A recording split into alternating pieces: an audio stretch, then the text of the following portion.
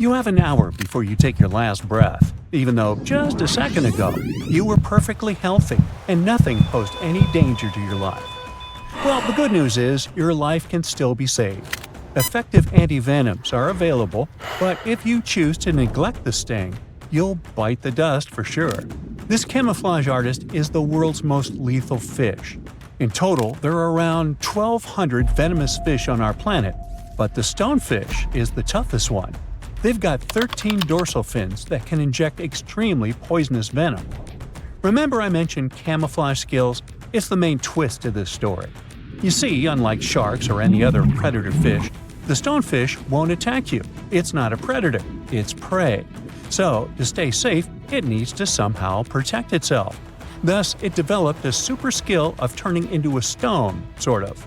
So, if you ever get stung by this guy, it's not because it's aggressive, it's because of an unfortunate course of events. Most people had this unpleasant experience just because they accidentally stepped on a stonefish while it was pretending to be a stone or coral on the bottom. As you might have guessed, something that can easily pretend to be a stone doesn't exactly look cute. These guys are scaleless, their skin is covered in multiple warts, and they are multicolored. You can see shades of gray, brown, and patches of orange, red, and yellow. Sometimes they can even be covered in algae. They occupy quite a large territory in the Indo-Pacific Ocean, which means they're everywhere, from Mauritius to Queensland in Australia. Okay, we're going to need a disclaimer here. This fact is very sensitive, but if you want to live your life long and healthy, I suggest you don't skip it. This is a fly. Pretty harmless and definitely way less powerful than you, a human being, are. Yet, chances are that this gentle buddy can destroy your body. Now here's how the story goes. Some time ago, a lady from the UK decided to go on a cool trip to South America. Sounds exotic and not banal at all. Rochelle, who was 27 back then, went to Peru with her boyfriend. When she got back to her home country, she started having severe headaches. She couldn't understand what was going on. Then, half of her face felt terrible discomfort, and suddenly, some weird sound in her head started haunting her. One day, she went to bed, only to wake up the next morning to see that her pillow was soaking wet with some weird liquid. Not blood, not water, just some substance. She rushed to the hospital, where doctors said she had an ear infection. But when doctors looked closer, they saw a hole in her ear canal. It was around half an inch big, but it was swarming with maggots. Yeah, ooh. Now, Rochelle was lucky. The emergency brain scan showed no major damage whatsoever. The eardrum, blood vessels, facial nerves, they were all right. The big question was how to make the maggots leave poor Rochelle's ear. We all get it, it's pretty tight inside the ears, and even small forceps weren't very helpful. So to save the lady, the doctors decided to use olive oil. They expected the maggots to drown, and indeed 2 maggots did. Yet there were 8 more. The most horrifying thing was that the lab analysis showed that a New World screwworm, that's the official name of the fly that interfered with Rochelle's health, had laid eggs in the ear canal that the maggots were chewing. But how on earth did this happen? Well, while she was on vacay in Peru, she once walked through a swarm of flies. One of them got into her ear. She shooed it away, but it had more than enough time to lay eggs inside. Doctors helped Rochelle evict the unwanted guest, and luckily, there won't be any long-term consequences. But we all get it that it could have been much worse. Now, I don't need to tell you that caving is extremely dangerous, do I? Back in June 1990, a man called Gary Lutz took his sons, Buddy and Tim, on a spelunking adventure to West Virginia's New Trout Cave. He packed food, water, and spare headlamps. But here's where he messed up. He left the pack behind when they reached the maze, a tight spot with jagged rocks. He figured they'd grab the supplies before their headlamps ran out of charge. Oops, bad move. The boys' headlamps went dark soon after, and their attempts to backtrack got them lost. Then, Lutz's headlamp ran out of charge too, plunging them into total darkness. For 5 horrific days, they had no food, no water, and no light. They started coughing up cave dust and hallucinating from dehydration. Luckily, someone noticed that their car had been parked for days and called the authorities. The rescue team pointed out that the family had broken the cardinal rules of caving. Always carry 3 sources of light each, and always tell someone where you're going and when you'll be back. Sadly, some tourists never go back from vacation. They become statistics. And some people sometimes have a narrow escape from the Grim Reaper without even knowing it. Just an example here. A tourist in Australia filmed themselves handling a super dangerous creature and uploaded the footage to Reddit. In the video, the tourist is holding a blue-ringed octopus, with Mandarin writing on the screen saying, "Such a beautiful octopus." After filming, they shake the octopus off their hand and luckily put it back into the water before it could sting them. The thing is, the blue-ringed octopus is one of the world's most dangerous marine animals. It packs enough venom to make 26 adults kick their buckets. The tourist had no clue how dangerous it was. People on Reddit were freaking out. One person commented, "Do they even know how lucky they are to be alive after doing something that monumentally stupid?" A woman from New Hampshire got some nasty burns after veering off the trail in Yellowstone National Park and falling into scalding water near the Old Faithful geyser. The 60-year-old, along with her husband and their dog, had left the safety of the boardwalk and was walking off the designated trail near Mallard Lake Trailhead when she broke through the thin crust over the water. She ended up with 2nd and 3rd-degree burns on her lower leg. Luckily, her husband and the dog were fine, but the lady was rushed to a hospital for treatment. Now, park officials are reminding everyone to stick to the boardwalks and trails in hydrothermal areas and be super cautious. The ground there is fragile and thin, with scalding hot water just below the surface. Pets are allowed in some developed areas of Yellowstone, but they're not permitted on boardwalks, hiking trails, in the backcountry, or in thermal areas. Hot springs in Yellowstone have injured and made people meet their early demise more than any other natural feature. At least 22 people have passed away from hot spring-related injuries since 1890. Hey, what's cooking? Oh, it's you. Jumping off a bridge into a river filled with crocodiles. What could possibly go wrong? Turns out, a lot. One New Year's Eve, Australian tourist Aaron Langworthy decided to try bungee jumping off a bridge that connects Zimbabwe and Zambia, right near Victoria Falls. It's a 360-foot drop of pure adrenaline. But for Langworthy, things went sideways when her bungee cord snapped, sending her plunging into the Zambezi River, which is known to be home to plenty of crocodiles. Now, Erin herself says it was a miracle she survived.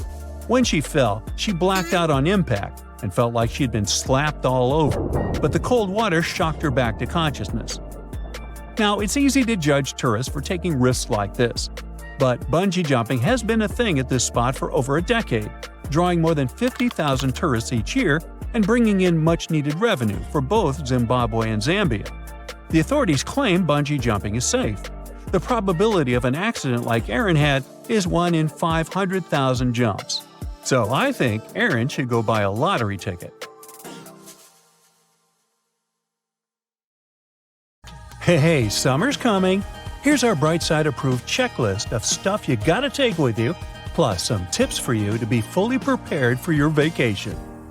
No matter how hard we try, we sometimes tend to overpack. Who, me? Now, remember one thing, the bigger your suitcase is, the more you will try to cram into it. Next time you pack your stuff, try to stick to a 5-4-3-2-1 rule. This rule says that for a 1-week vacation, we can easily limit to 5 pairs of socks and underwear, 4 tops, 3 bottoms, 2 pairs of shoes, selected by how active you're planning to be on your vacation, and 1 hat. But I suggest we add one more item to this rule, a lightwear rain jacket like this one. It takes no more space than 2 pairs of socks, but it can be a lifesaver for unpredictable weather conditions.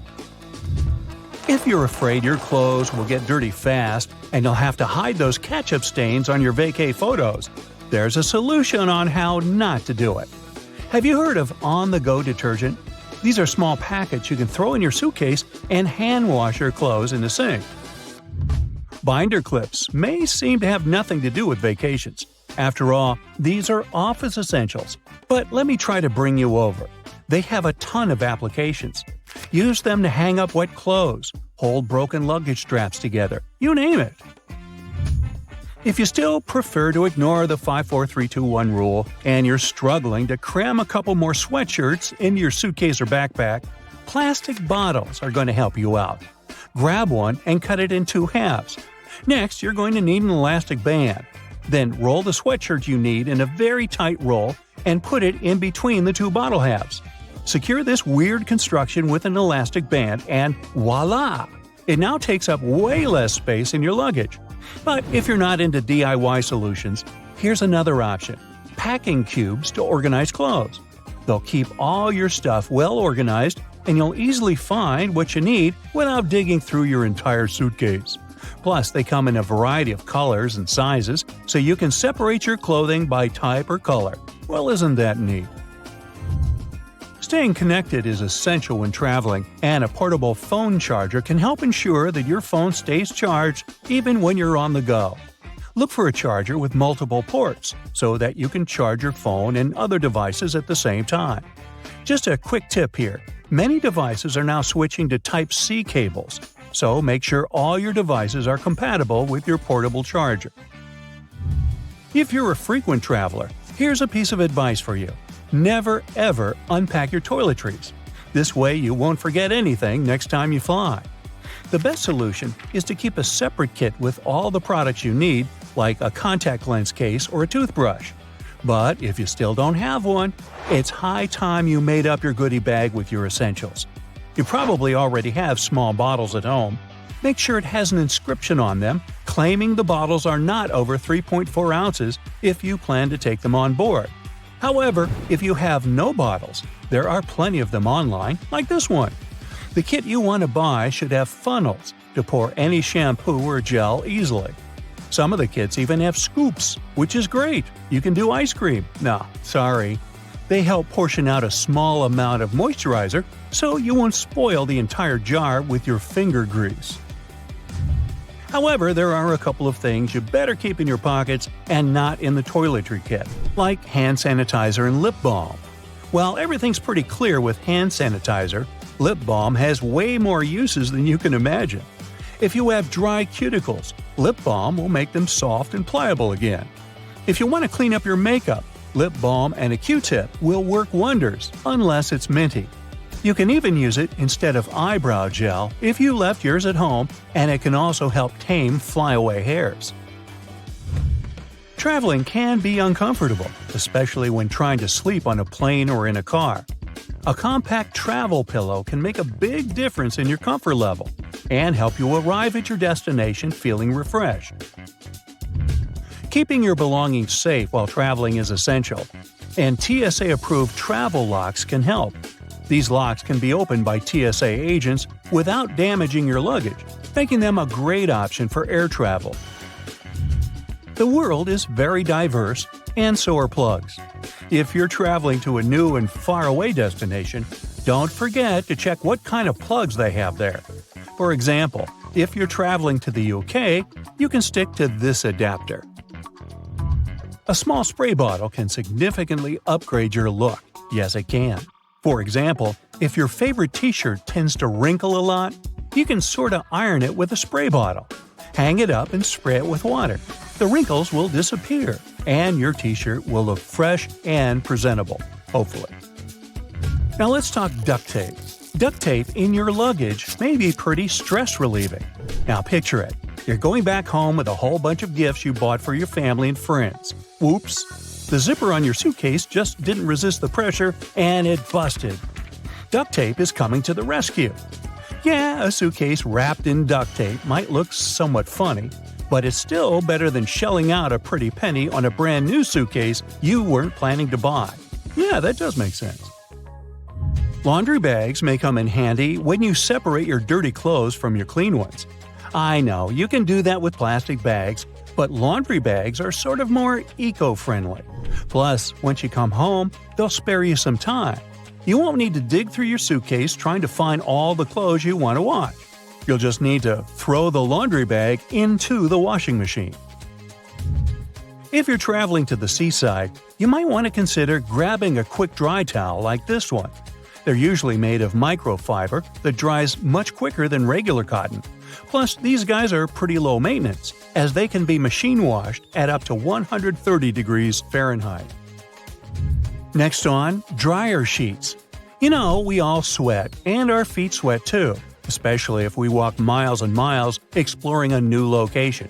So, when you return to the hotel and take your sneakers off, woo! Just put a dryer sheet in each sneaker. It'll absorb the odor, and your sneakers will be ready for more adventures. English is surely an international language, but you may still get into a situation where no one speaks English and you don't have an internet connection to Google Translate what you want to say. To play it safe, create a set of flashcards with essential vocabulary to help you out in basic situations. A favorite snack may be one of the most commonly forgotten by travelers' items. Yeah, they do give you food on the plane, but sometimes you may want to have an alternative. Plus, your snack can even save your budget in case you have a long connection. The prices in the airport lounge are crazy. Even if you travel in summer, it doesn't mean you don't need any warm clothes. Make sure you have a zip hoodie or something of that kind, especially on board. Thing is, you never know if it's going to be cold or hot on the plane. Sometimes it gets pretty stuffy in there, but it can also be freezing cold. Airplane blankets, as well as tray tables, are swarming with germs, so it's better to have your own clothes to keep warm. As for tray tables, I doubt you can bring your own on board, so just don't forget to clean them with an antibacterial wet wipe. And have a safe flight. It's your first trip to Egypt, and your new friends there invited you for lunch. The food seems a bit dull, so you decide to spice it up with salt and pepper. You don't see it on the table, so you ask the host for it, and you notice everyone's shocked. It turns out, it's a huge insult to the cook when someone wants to change the original taste of the food on their plate. The cook made it that way for a reason, and wanting to spice it up means showing that the dish wasn't good enough. You're used to doing it as a kind gesture around the world, but don't tip waiters, taxi drivers, or hotel workers in Japan. They can get offended because they already get paid for providing you with good service, and there's no need for extra money to make it any better. If you really want to show appreciation, just say thank you. It's okay to tip private guides, tour companies, and interpreters. You can put any amount that feels right to you in an envelope and hand it down to them. If you want to impress your new Japanese friends or colleagues, take some time to study chopstick etiquette. When you master the art of holding chopsticks, remember not to rub them together. People do it to remove splinters, so it might look like you're unhappy with the quality of the pair that your host provided you with. Don't put your chopsticks vertically in your bowl of rice. This way, it can be seen as an offering to the deceased. Don't wave chopsticks in the air or use them to point at things. Both are considered really rude. The same is with moving things with your chopsticks or the hand holding them. It looks disrespectful, plus you're likely to spill things. When in Italy, don't order a cappuccino after noon. The locals don't do it because they believe the milk and foam turn this drink into a meal, and it's not good for digestion. Also, be prepared to enjoy your coffee standing at the bar and pay for it before you even order it. First, you pay the cash register, then show the receipt to the server to get your drink. Are you a big fan of chewing gum? Well, you'll have an uneasy time in Singapore. Using, selling, and importing chewing gum is banned there, and you'd have to pay up to several thousands of dollars for doing it. This law was introduced in the 1990s to make the city cleaner and keep the local fast trains up to schedule. When they launched a new transit system, passengers stuck gum onto train door sensors, causing some serious delays. With the new rules, this problem was solved. The no gum policy, along with many other strict rules, did help to make Singapore a really clean and fine city. Pun intended. If you absolutely can't imagine your life without chewing, the local authorities recommend replacing the gum with bananas. When someone asks you to pass them something, like salt at the table in Bolivia, Don't give it directly to them. Hand it to the person sitting next to them, and they'll pass it for you. If the person next to you is asking for that little favor, you still can't hand it straight to them. The person next to you will have to help. This table etiquette comes from a superstition that handing something to someone directly into their hands brings bad luck. For the same reasons, you can't reach across the table or stand up to pass something or toss it to someone. And don't forget to keep both hands on the table when you aren't eating. It might look like you're trying to hide something if your hands aren't visible at all times. When you arrive for a meal in Jordan, the hosts may give you some bitter Arabic coffee as a warm welcome. Don't try to stretch it for the rest of the evening. The polite thing to do is empty it fast. Only when everyone's done with the drink do people go back to socializing. As you pass the empty cup to the hosts, make sure to jiggle your wrists. If you just pass it without jiggling, it will mean you're asking for a refill. Don't rush to arrive at an event on time in Venezuela. People might think that you're rude or greedy. The polite thing to do is to be 10 to 15 minutes late. Events scheduled for 7 o'clock will often begin at 8 o'clock or later. A popular story goes that in the 1980s, a foreign reporter arrived at a press event more than an hour late. When he saw the room was mostly empty, he went to apologize to the host for missing the event. The host then told him he was the first reporter to arrive. It's quite interesting because the clocks in this country have officially been 0.9 seconds ahead of the rest of the world for years. Are you planning to travel by bus in Ireland anytime soon? Don't forget to thank the driver for the ride on your way out of the bus. You'll hear an overwhelming majority of locals do it loudly as it's basically not optional. Choose the gift wisely if you've been invited to a home in Vietnam. It's okay to bring fruit, sweets, or incense. Handkerchiefs are believed to be a symbol of a sad farewell, and cutting tools are a sign of cutting relationships. So don't bring those. Wrap your gift in colorful paper and don't opt for black. The locals believe this color to be a bad omen. When you present the gift, hold it with both hands. And don't be surprised if the hosts don't open it right away. It's done after the giver has left. Don't leave anything on your plate in India. It's a sign of disrespect for the food you were served. Food is considered sacred in the country, so it would upset your hosts a lot. So, wash and dry your hands before starting the meal. Don't forget to praise the cook and wait for the eldest to stand up before you leave the table. In South India, it's common to serve food on a banana leaf. You gotta fold it over from the top when you're done with the meal. Folding it from the bottom means you weren't satisfied with what you got. It might be a good conversation starter elsewhere, but don't brag about your achievements in Denmark. The locals believe that everyone is equal, so you won't hear them talk about their successful careers or talents or how special they are. And they expect the same from you. If you're looking for a good topic, they'll gladly talk to you about the greatness of their country. The Danes are really proud of it and all its wonders. If you're going on a trip to Germany and plan to drive on the famous Autobahn, make sure to tank up before you hit the road. Stopping, parking, making U-turns, and backing up on this super speedy highway is illegal. Yes, even if you have to stop because you've run out of gas, you'll have to pay a fine since you were supposed to plan things better. And although the Autobahn technically doesn't have a speed limit, watch out if you're passing by urban areas like Frankfurt, Berlin, and Munich, or construction works and heavy traffic. There will be special speed instructions for these spots. In case you're planning to explore Cyprus by car, quench your thirst before you start the vehicle. Drinking anything, including water, isn't allowed while driving on the island. So if you can't resist snacking or drinking behind the wheel, prepare to pay a fine.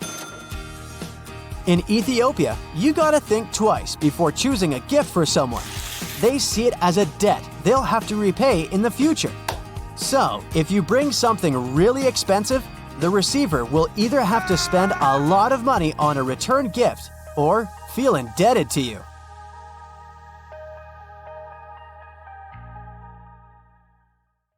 Hotels are places where you know for sure lots of people stay every day. And not all of those places pay attention to cleanliness as much as they should. There can be bed bugs and other pests around that you won't notice until it's too late. So here's the deal. When you arrive at a hotel and open your room, don't rush to open your bags and put all your clothes onto the shelves, and especially the bed. Better place your bags into the bathtub for the time being, and go check the room for those pesky bugs. Check out all the rugs, soft furniture, cushions, and all other places that pests could live in. Only after you've done that, take your bags out of the bathtub and unpack. The bathtub is the safest place because no bugs are able to survive there. So, naturally, none of them will crawl into your stuff while you're not looking. You may want to throw that comforter on the floor at once, by the way. While sheets may be cleaned regularly, the comforters are not. Some hotels wash them every week or so, but others don't even bother. Same goes for your bedding. Most high-end hotels will change the sheets daily, but a lot of budget ones don't change the pillows or bedding after a guest checks out. Definitely a good idea to request fresh pillowcases when you arrive. It's also best not to drink out of that glass in the bathroom, as many glasses aren't cleaned properly. Some workers even use disinfectant or furniture polish to get the glasses looking spotless. Ever wondered why they never use fitted sheets in hotels? They might be convenient, but they're impractical for hotel use. The sheets are changed much more often than you do it at home, and the elastic becomes worn out all too soon. Besides, it's a nightmare to store fitted sheets. They have to be of two different sizes, one for either type of bed. It's just easier to take 2 universal flat sheets per double bed and get on with it. Speaking of sheets, you must have noticed that bed linen and towels in hotels are almost always white. The first reason is convenience, of course. When everything is white, it's easy to wash it all together and use bleach to get rid of any possible stains. The second explanation, however, is customer experience. According to public polls, people perceive a white color as luxurious and fresh, which makes their stay more pleasant. If you see an unusually attractive price for a room on a website, be careful. It might not include a mandatory resort fee. If you have an option to pay for a room in advance, you'll see the final cost at the checkout. It'll normally list the initial price you saw before booking and all the extra charges, resort fee included. If you decide to pay at the hotel, though, you might be up for a surprise when you check out. So always make sure to read the fine print. You may have seen a rather weird thing in many hotels, a phone in the bathroom, especially just next to the toilet. You'd probably be surprised to know that it's an actual requirement for hotels to receive a 4-diamond rating from AAA. But this also makes pretty good sense.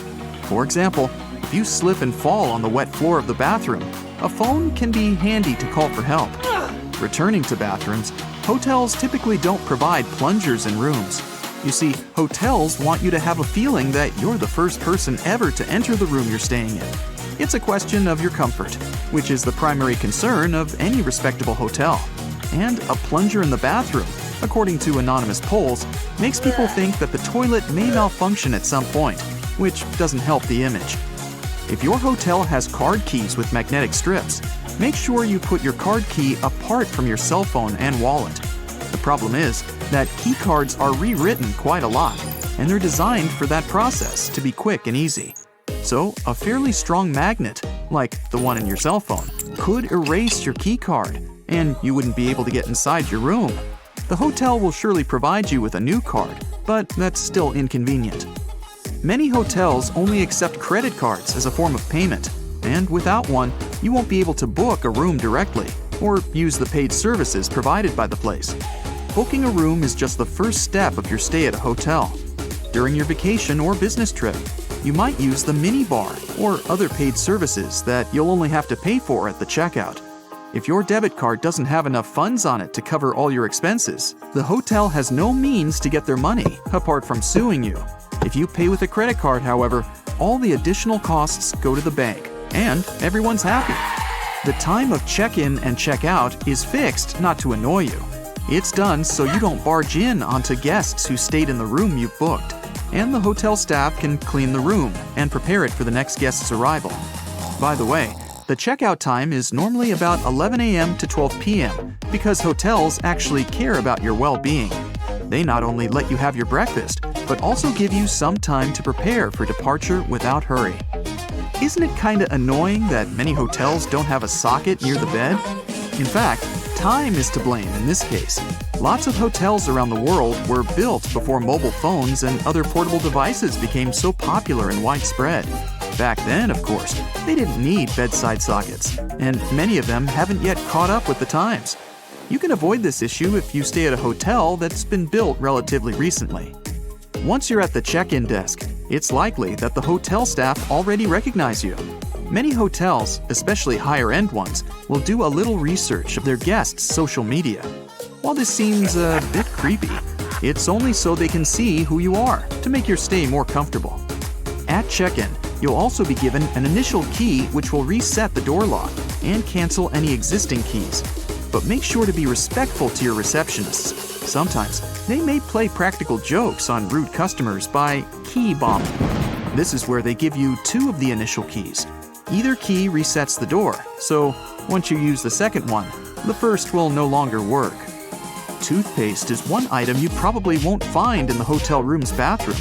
For budget hotels, it's often too expensive to order, as it's classified as a medical supply. For luxury hotels, it's the opposite. They often can't find a toothpaste manufacturer that's fancy enough to be present in their rooms. While the staff clean hotel rooms frequently, disinfecting smaller items is not on the top of their priority list. Remote controls and phones are some of the dirtiest things in a hotel room. So do yourself a favor and bring some disinfectant wipes to clean them before use. If you're thinking about putting your valuables in the safe for security, you may also want to think twice. Hotel locks use passcodes instead of locks, so there's a high chance someone in the hotel will know the master code. And who knows who else could get their hands on this information? Hotels usually overbook themselves, as the average daily no-show rate is around 10%. This means there's a chance that you won't actually get your reserved room. If you show up and there are no available rooms, chances are you'll get walked. This basically means the hotel will pay for a room at another similar hotel in the area. There's a surprising amount of items left in rooms that hotels don't want you to know about. In one hotel in Portugal, a worker even found a shark that was left behind. With no idea how it ended up there, the shark was eventually returned to its natural habitat, safe and sound. Most, if not all, hotels have fully carpeted floors, and there's a couple of very good reasons for that. First of all, it's your safety. You're far less likely to slip and fall on a carpet than on a wooden or tiled floor. Secondly, it's much more cost-effective because it's faster and cheaper to replace a spoiled carpet than change the whole flooring in a room. And finally, carpets add to the room's soundproofing, which you'll be thankful for if you have overly active neighbors. Ever wondered what a continental breakfast is and why it's called that? In fact, the name comes from the UK, which is a group of islands, and it means a breakfast that's served in continental Europe. It may include pastries, sliced bread with different toppings, meat, cheese, fruit juice, and hot beverages. Have you ever noticed that one of the flight attendants hides their hands behind their back when you enter the plane? Are they crossing their fingers for a safe takeoff? Nah. At this moment, they're counting the passengers as they board. They have a special little counter for this. There are lots of stories about how bad airplane food is. In fact, it's not that bad. It's your sense of taste that's on the fritz because of the dry air. It dries your mouth out of all its saliva and dulls your sense of smell, which helps to feel 80% of what you taste. So, airline companies add more spices into the food so you can feel the taste. Seatbelts are located on the stomach because of the turbulence. When that happens, the plane sort of jumps up and down. Your waist belt holds you so that you don't crash into the ceiling of the aircraft. The shoulder seat belts in the car protect against horizontal collisions. By the way, flight attendants also have shoulder seat belts. It's because they always sit facing the passengers to keep order. While all passengers are flying face forward, the cabin crew sits backward. If the plane goes forward sharply, passengers get pushed into seats, and the flight attendants are held by shoulder and waist belts. Even if lightning strikes a plane, the passengers won't feel it. The entire aircraft is covered with an aluminum layer that conducts electric current without passing it inside the plane. Good thing. And all electronics and fuel tanks are equipped with additional protection. Before any plane is released from the factory, all this protection is tested by simulating lightning. Many passengers get a headache during the flight, especially right after takeoff. This happens because you're getting up to an altitude higher than Mount Everest in about 10 minutes. The air up there is thin. Your brain gets less oxygen. By the way, chewing gum or candies can help. Now, the main reason why the seats on the plane are so uncomfortable is profit. Airlines want to make more money, so they try to fit as many passengers on the plane as possible. Because of this, there's so little space between the seats. 2 additional rows in the cabin provide 12 new passengers. Also, companies make airplane seats lighter to spend less fuel. Seats become smaller and less comfortable. You can feel cold inside a plane, but when the plane is flying at high altitudes, the conditions resemble those in the Sahara Desert. It's all because of very low humidity. Every hour of flight, your body loses a lot of liquid. Stay hydrated, but only choose bottled water. Many companies don't show movies because they can make passengers too sad or emotional. Even if a movie doesn't have a dramatic story with incredible characters, it can still be heartbreaking for passengers. The thing is that our body experiences stress, and we take everything close to heart because of the lower oxygen levels. Also, we're sitting in seats at a high altitude and very far from home. Our brain realizes we're out of control of the situation. This feeling of helplessness can throw a person's emotions out of whack. So, companies only show positive movies and comedies. Some passengers say they feel like they can't think straight during the flight. This happens because of a lack of oxygen, so your mind isn't in top form. Well, better not do any important tasks or make any important decisions. Your corneas are the one part of your body that doesn't have a blood supply. The only way they get oxygen is from the air, so worsened eyesight and dry eyes are common problems on airplanes. The best solution here is to take with you eye drops along with gum. That worsened vision is the first reason the crew dims the lights and asks you to open the windows during nighttime takeoffs and landings. Your eyes need to be adjusted to the dimness in case of an emergency. The second reason is the plane crew needs to be able to see out the window. There's a theory that hair grows faster during the flight. Some people notice that little stubble appears on their faces after the flight, even if they shaved a few hours before they got on the plane. Anyway, this theory is not confirmed. Some say the cabin pressure, lower temperature, or even heightened stress levels can accelerate hair growth. If you experience stress and get nervous right after you step on the plane, your best solution can be a little training. Go to the gym or make a set of squats before boarding to prevent stress. Also, a good workout compensates for the hours you spend sitting still. Airlines lose and send in the wrong direction several million lost bags a year. Almost half of the lost luggage is lost because of transfer issues. They may not deliver your suitcase just because of lack of time. A plane can fly away before loaders put your luggage there. When this happens, they might carry these bags to another flight. And when your bag goes to the wrong place, it can be taken by other passengers accidentally. If you want to find your lost luggage quickly, take a photo of it in advance and then show it to the airport workers. You can also buy a special GPS tracker and put it in your suitcase. It works for 6 days, and you can use your phone to locate your luggage wherever it is. Airport staff take unclaimed luggage to a special center. If the owner doesn't show up within 3 months, the things inside the bags will be put up for sale in specialized stores. There, you can find clothes, jewelry, and electronic devices. And of course, it all comes with a big discount. The rumbling noise you hear after boarding is not my stomach. It is luggage being loaded on the plane. The compartment is right under the cabin of the aircraft, so it sounds quite loud. Aircraft tires can withstand pressure 4 to 5 times more than a plane actually gives them during landing. The metal wheel is more likely to break than the tire.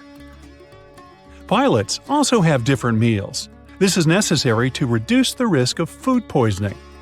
The flight can go well even if one of the pilot feels bad because of a stale burrito. If 2 pilots ate the same burritos, they could lead to problems. Oxygen masks drop down when the air pressure changes. At a certain height, there can be less air in the cabin. To prevent passengers from feeling this, they should put on oxygen masks. When pilots descend to a safe altitude, you can breathe without the mask again. By the way, masks only have oxygen for 15 minutes. This is enough for the pilots to descend to a safe altitude on which passengers can breathe. The wings of most passenger planes are located at the bottom of the plane. It's built this way because of the engine. It should be installed under low wings because it's closer to the ground and easier to repair. Another reason is that the wing should take a big part of the blow during a bad landing. And if the plane falls into the water, then the wings become a life-saving pillow. Fuel tanks installed in the wings are empty after the flight, and it helps to stay on the water too. The wings of cargo planes are located at the top to make it easy to load the cargo since the hull is located very close to the ground. Also, it helps to avoid getting debris into the engines in case when airfields aren't clean. Plus, this wing location has less aerodynamic resistance during the flight. Little triangles on the aircraft walls are special labels for flight attendants. The triangles mark special windows. You can see flashing indicators through these windows. It signals the landing gear is retracted and the flaps are closed. But for ordinary passengers, this is the place with the best view of the wings. Turbulence is a common thing during a flight, but usually it's so insignificant most passengers don't even feel it. Strong turbulence is rare. By the way, turbulence is just hot and cold air affecting a plane. For better understanding, imagine a big balloon people fly on. Remember the flamethrower installed under the ball? It heats up the air and the hot air raises the ball up. So turbulence is the hot air created by nature, and it makes the same thing with a plane that it makes with a balloon. Also, turbulence can occur if the plane gets under the hot air stream left by another plane. The Himalayas have some of the highest peaks in the world, including Mount Everest. But it's no surprise airplanes find it difficult to navigate the area. But why are commercial airplanes actually banned from flying there? For starters, these mountains have an average height of more than 20,000 feet. Mount Everest, the highest mountain in the entire world, stands at 29,037 feet high above sea level. The area is rough, filled with snow, and has almost no flat surfaces. In case of sudden cabin depressurization, it would be really difficult to perform an emergency landing, since there's literally no flat area there. More so, the low oxygen environment at such an altitude means there's likely to be a lot of turbulence. Not only is it really unpleasant for passengers, but random air movements and high wind velocity means that it's really difficult to maneuver the airplane. This area is also quite low populated, so there's not much there in terms of radar systems. And radar is crucial for aviation safety. Without radars, pilots would be unable to communicate with the ground to figure out flight conditions. It can also get so cold up there that jet fuel might completely freeze. Sure, the fuels used in airplanes usually freeze at around -50 degrees Fahrenheit, but it may be possible above Everest. The lowest temperature was recorded there back in December 2004, when thermometers showed a staggering -44 degrees Fahrenheit. So, no wonder pilots don't want to ever take that risk, especially on a commercial flight. Among the few airports located in the Himalayas, there's one considered to be the most challenging to land in the world. Only 8 pilots on the planet are certified to do it. It's called Paro International Airport, and it's located in Bhutan, a landlocked country in the eastern Himalayas. First, landing there is so dangerous because you're literally flying through some of the world's tallest mountain peaks. Not to mention that those 8 pilots also have to consider strong winds. Despite the challenges, they do manage to safely land over 30,000 people each year. Moving further, there's no radar there to guide the pilots, so they need to maneuver the aircraft entirely in manual mode. The pilots need to track their movements based on specific visual landmark checkpoints as they approach the runway. Moreover, flights are only allowed there during daylight hours and under good visibility. These pilots also need to watch out for utility poles and roofs on the hillsides too. It means they often squeeze their planes between mountain peaks at 45-degree angles before dropping quickly onto the runway. No wonder only 2 airlines fly to Paro International Airport. Apart from these commercial pilots, there are specially trained helicopter rescue pilots who spend most of their career at 20,000 feet in the sky. Most of the time, they partner with equally experienced climbers who train by crossing the Khumbu Icefall. It's dubbed the most dangerous square mile on the planet. Made up of ice pillars as tall as a 6-story building, this huge stretch of the glacier on Everest's western side is filled with bottomless ice holes. It takes between 4 to 12 hours to get from one edge of the icefall to the other, depending on the experience of the climber. You may think it's a pretty serene location since you're literally only surrounded by ice and snow, but these local professionals claim otherwise. One Everest veteran said that the noise was actually the worst part of the job. The mountain produces awful squeaking sounds and sometimes even sighs. It often makes people feel like it's talking to them, warning them about the treacherous environment. Mount Everest isn't the only no-fly zone in the world. Surprisingly, Disney parks are also part of this exclusive club.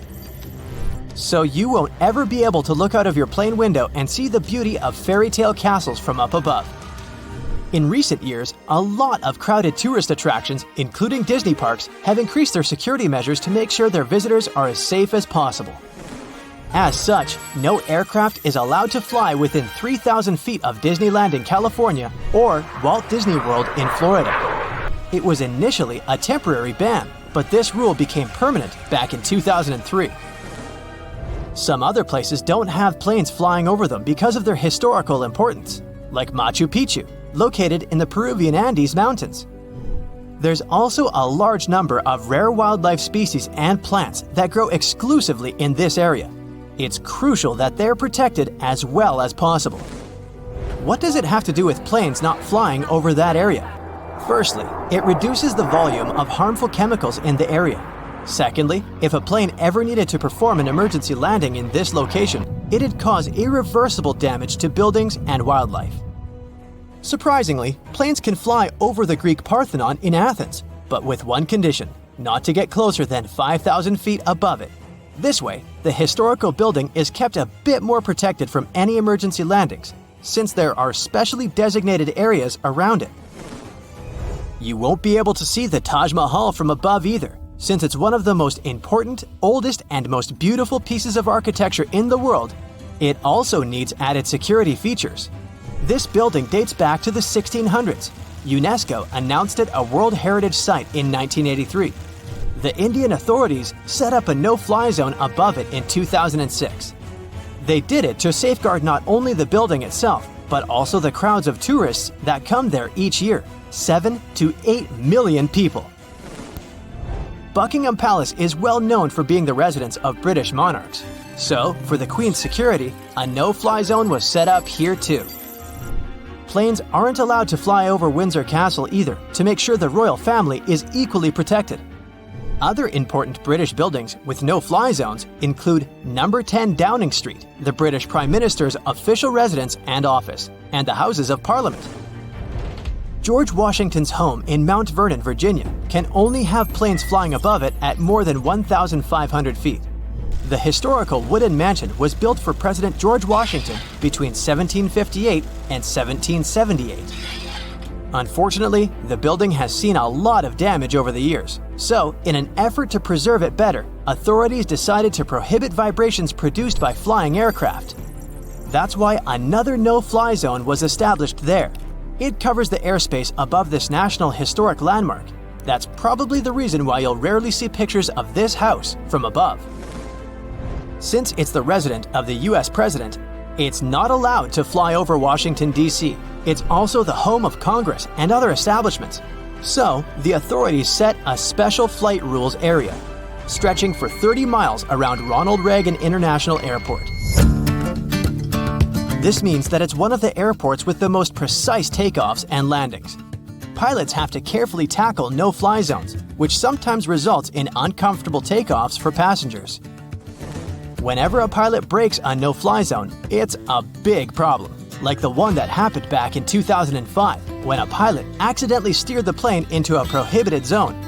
The capital had to be evacuated immediately, and their regular activities were interrupted. Other capitals of the world have similar requirements, like Budapest, for example. In the capital city of Hungary, planes aren't allowed to fly over the ancient inner city of Pest and the Buda Hills. Almost all air traffic is generally prohibited above Paris, too, with some exceptions. Aircrafts flying no lower than 6,500 feet. Flying helicopters are also a big no-no within the city limits. Only certain choppers undertaking precise missions can get special authorization. Generally, passenger planes aren't allowed near the island of Manhattan either, partly because of the really tall buildings there and the added risk of collision, but mostly because all three major New York airports, John F. Kennedy International Airport, Newark Liberty International Airport, and LaGuardia Airport are very close to each other, so the air traffic in the area has to be really well thought out to make sure the planes don't cross paths. Would you like a professional stylist to fold your luggage, a private chef to cook meals just for you, and an entire plane to transport your TV set that didn't fit in your private jet?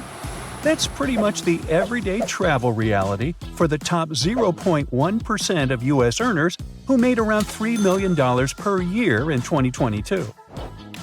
Compare that to the regular salary of a working American of around $60,000. And then there's the top 1% who made around $800,000 the same year. If you want to travel like the richest people in the world, forget about chilling at one luxury hotel with shampoo made of gold for 2 weeks. The latest trend in upscale traveling is surf and turf. Rich guests spend a week on a sleek yacht after staying at a luxury hotel, or the other way around. Boat sales have surged in recent years, and the rich love to charter sailboats for $25,000 a week to as much as $90,000. It's a great way to get away from the common folk, you know. Everything is pre-planned by their travel agents, so they don't have to worry about a thing. The ultra-wealthy can often opt for private islands or buy out entire hotels. For instance, a villa on a private island off the Cannes coast in France will cost you around $290,000 a week. It's in high demand, a reasonable price to pay for the absence of neighbors or traffic. And if you do miss the hustle and bustle at some point, you can always hop on a speedboat and dance the night away at one of the luxurious beach clubs. In 2023, Greece became the top destination for the richest 1% of travelers. Paros Island was the most mentioned new favorite. Italian Sicily lost its charm to them because it's overvisited by the White Lotus fans. And it's not just about the Four Seasons-operated San Domenico Palace, where the show is based, but the entire island. For winter fun, there's always Aspen and ski towns in the European wonderland, like Switzerland and France. They have exclusive hotels, Michelin-starred restaurants, high-end shops, and chalets that look richer and more luxurious than an average family house. If there's no natural snow, the artificial snow system solves the problem. Some of the best hotels have direct access to lifts that take guests to the main skiing slopes. For those who aren't fans of the European resorts, there are always the Seychelles, where you can rent a villa for about $11,000 per night at a private island resort. George and Amal Clooney like to come here. Those who don't find it cool or exclusive enough go to Antarctica by private jet from Cape Town. The trip that lasts less than 24 hours costs $195,000. Richard Branson prefers to take his vacations to a private Necker Island, is part of the British Virgin Islands, and has some beautiful wildlife around it to explore. Guests rent the whole place for $80,000 per night. There's enough room for 34 people, but not all billionaires like to share, you know. People who are among the world's richest like to be at events where they can meet like-fortuned ones. Events like the World Economic Forum in Davos, where a standard steak will cost you $150 and a drink will be $40.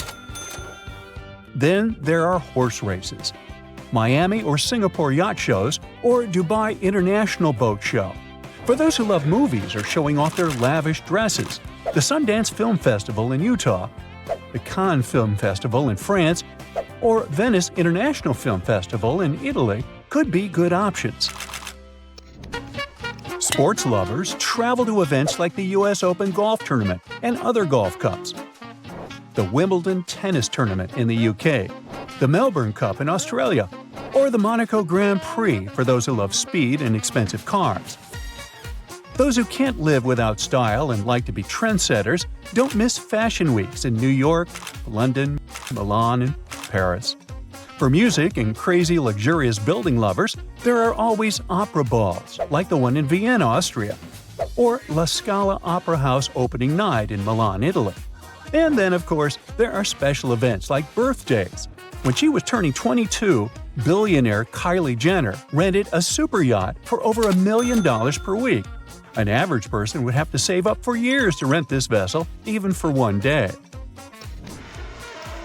Okie dokie, so they need to find a way to get to their deluxe point B, right? Well, more and more people opt for private jets. You can fly at any time, even during restrictions on commercial air travel, to any place. And you won't have to choose between chicken or pasta when the flight attendant finally reaches your seat, 35D. There are around 22,000 business aircraft worldwide, and the number is only going up. Most of these jets are in the US, and Brazil takes the second place. Germany is the leader in Europe and only ranks 5th on the global list. Now, if for some reason they aren't traveling to their destination by a private jet and decide to share first class with other passengers, they'll at least need to ship their luggage instead of taking it on the plane with them. The luggage of the wealthy gets picked up from their door and awaits them at the luxurious suite or yacht on the other side of the journey. And if they want it to be done within one day, they need to pay hundreds of dollars for one bag. By the way, you don't expect them to pack their bags all by themselves, do you? It's much easier to hire someone for thousands of dollars to go through all that trouble. A professional stylist picks all the clothes that will look picture perfect and then rolls the items, puts them in bags, and makes lists of what's inside and what goes with what. The clothes aren't included in the stylist compensation, of course, so they add another 1,000 or 10 to the vacation grand total. Although the ultra-rich travelers can afford to rent any car while traveling, not all of them like to sit in a vehicle that belongs to someone else. That's why they choose to ship their own luxurious cars to their destination. It costs around $36,000 to fly a Porsche from Dubai to London with Emirates. It's enough money to buy a brand new family hatchback in the UK, but most billionaires don't like this type of vehicle. Some wealthy travelers don't trust commercial airlines and prefer to charter a cargo plane to transport their vehicles. Sometimes they take a whole bunch of cars, motorbikes, and other expensive toys. Covered trucks in the country of destination transport all this beauty to the client's address or a garage of their choice. Owners don't like stranger delivery drivers to add miles to their shiny vehicles. This whole delivery service costs several millions. Some cars have only sentimental value for their own and are worth way less than their deluxe delivery. One really well-off man even hired a cargo plane for his Samsung TV that couldn't fit through the door of his jet. Oh, rich people's problems. They can afford to eat at any restaurant in the world, but it would be too mainstream, so they prefer to bring their private chefs on vacation. These professional cooks know their clients' diets and health goals. For luxury travelers, consistency and routine are too important to trade them for public restaurants.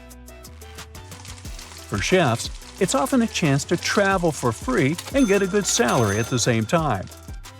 Sometimes the clients will even fly the family of the chef with them if traveling happens over the holidays. This job has high demands and can be really stressful with varied working hours. Sometimes they have to spontaneously cook dinners for 16 people or find rare ingredients at locations with basic grocery stores. And of course, everything they overhear during meals must remain a top secret.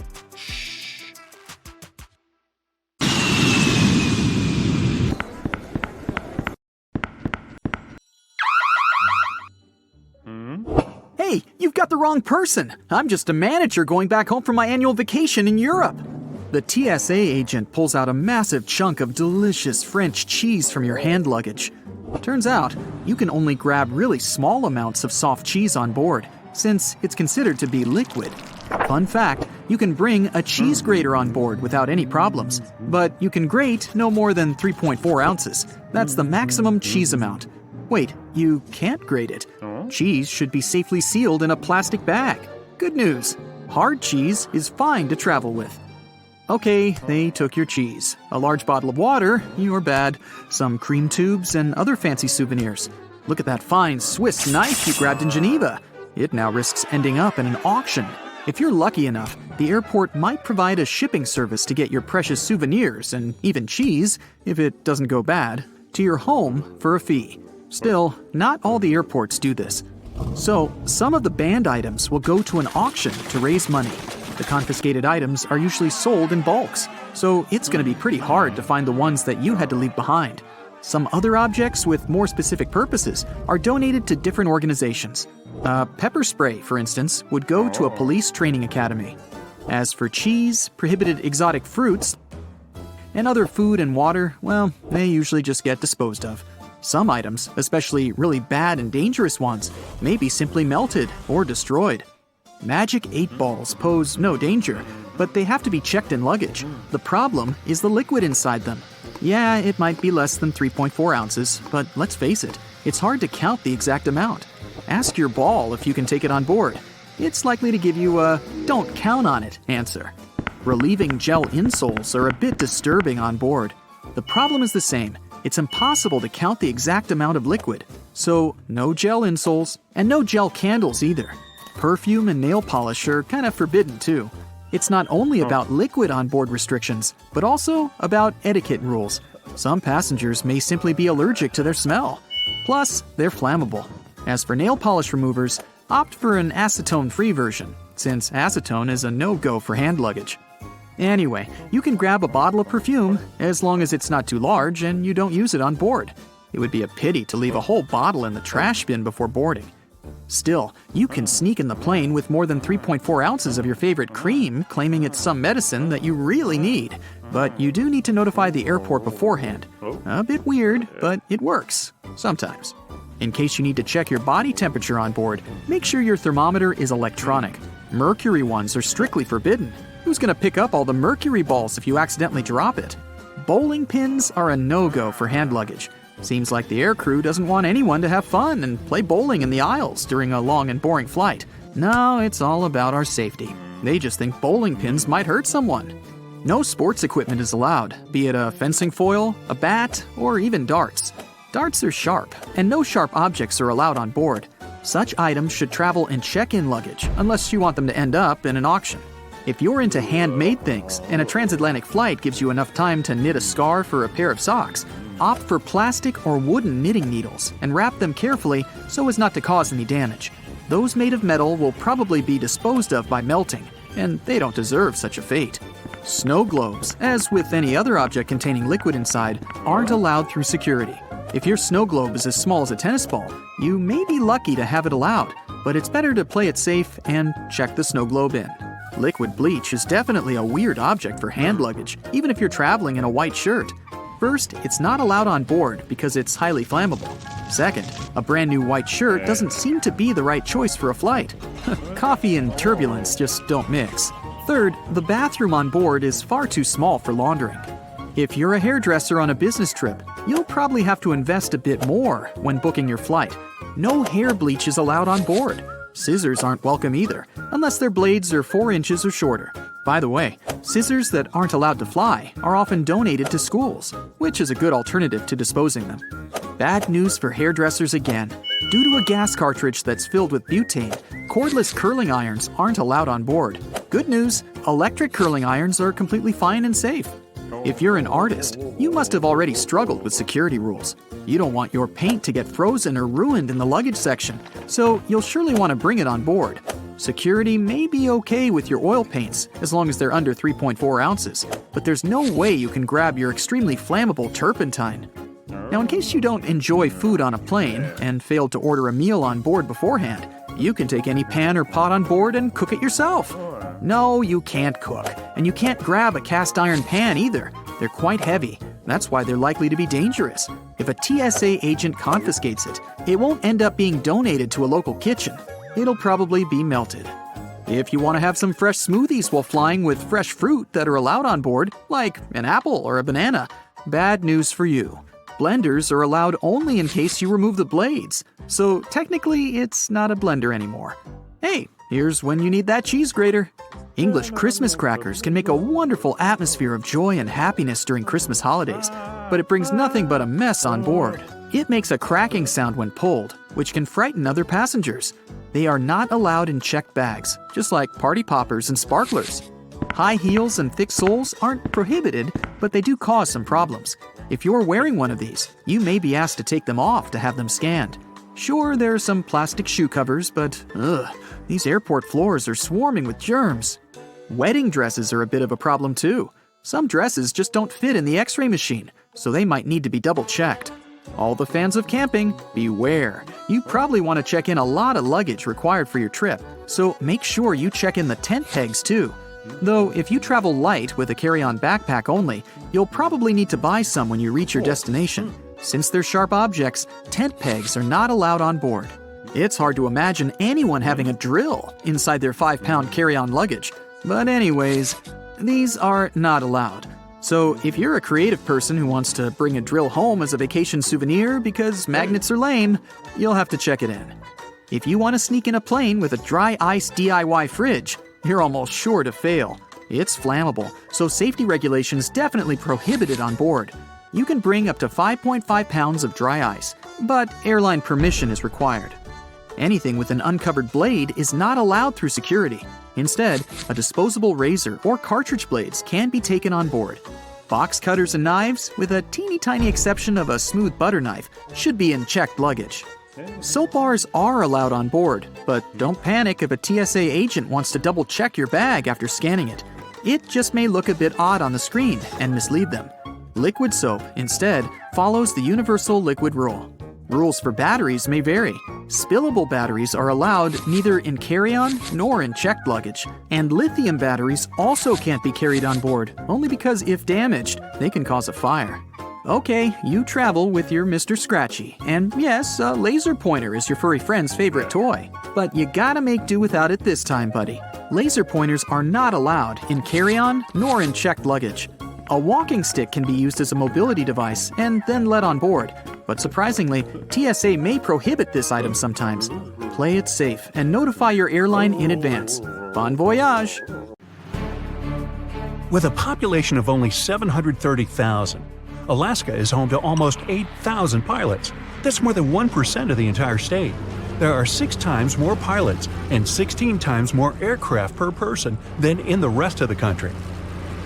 It might seem strange for most people, but flying is a big part of life in Alaska. Despite being the biggest state in America, bigger than the next 3 biggest states combined, it has one of the smallest networks of roads in the country. Only 20% of the land is accessible by road. So, having a boat or a plane makes it a lot easier to get from point A to point B. Being less built up has its advantages as well, though. Alaska has 16 national parks, more than 12,000 rivers, and around 100,000 glaciers. If you want to get closer to nature, Alaska would be an incredible place to visit. You can even see the aurora borealis there. When most people think of the coast, they imagine golden beaches and palm trees, but Alaska actually has the most coastline in America.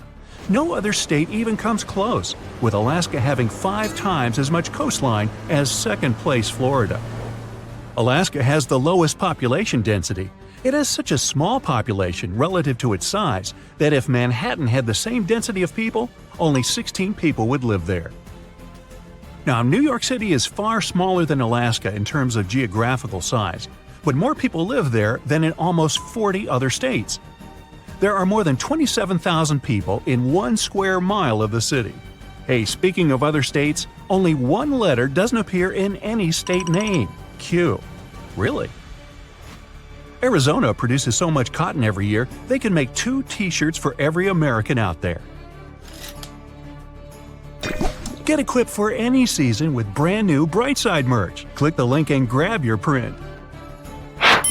The Empire State Building is so big, it even has its own zip code, 10118. It's like a city of its own. If you're on the street and somebody drops a penny from the top of the Empire State Building, no worries. The faster it falls, the more air resistance increases, so it won't reach a speed high enough to cause much harm.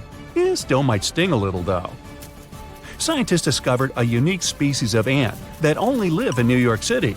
They were found in just one 14-block strip. They've been nicknamed Manhattans. Sounds like one of my puns, but no, I can't claim credit. The United States' first ever commercial passenger flight happened in 1914. It took just 23 minutes and only traveled a short distance within Florida, from St. Petersburg to Tampa. Yet people paid $400 for the luxury, which would be $8,500 today. The oldest city in the U.S. that has been continuously inhabited is St. Augustine, Florida. It was founded in 1565. Mount Everest is famous for being the tallest mountain in the world, but that's only true if you consider mountains that are above sea level. There's a volcano in Hawaii called Mauna Kea that's actually taller if you measure from its bottom at the seafloor. It is 33,500 feet tall from base to peak, while Mount Everest measures in at a little bit more than 29,000 feet. When in Hawaii, try not to get too close to Kilauea. It's one of the most active volcanoes on our planet. It's been constantly erupting for over 35 years now. The longest it's been inactive was around 18 years, all the way back to the middle of the 20th century. The United States, China, and Argentina are home to the most dinosaur fossils in the world. They have the most individual fossils and the widest variety of species. Speaking of fossils, Hollywood has been around making movies for more than 100 years, from 1910 to be precise. The wild Mustang is an iconic animal and likely one of the main things that comes to your mind when you picture the old American West. But Mustangs are not native to the States. They were actually imported during the 16th century. In 2019, farmers in the U.S. produced over 13.5 billion bushels of corn. Wow! That amount could fill almost 70 million football fields. Hey, what would happen if we popped all that corn? The Statue of Liberty was gifted to the United States by France. Part of its intended use originally was to be as a lighthouse. It guided ships for 16 years, using its torch that was visible from 24 miles away. The U.S. decided to send a similar gift back and gave France a smaller Statue of Liberty 3 years later. You can still see that one today. It's currently in Paris. There are over 14,000 McDonald's restaurants. But Montpelier, Vermont is actually the only state capital that doesn't have a McDonald's.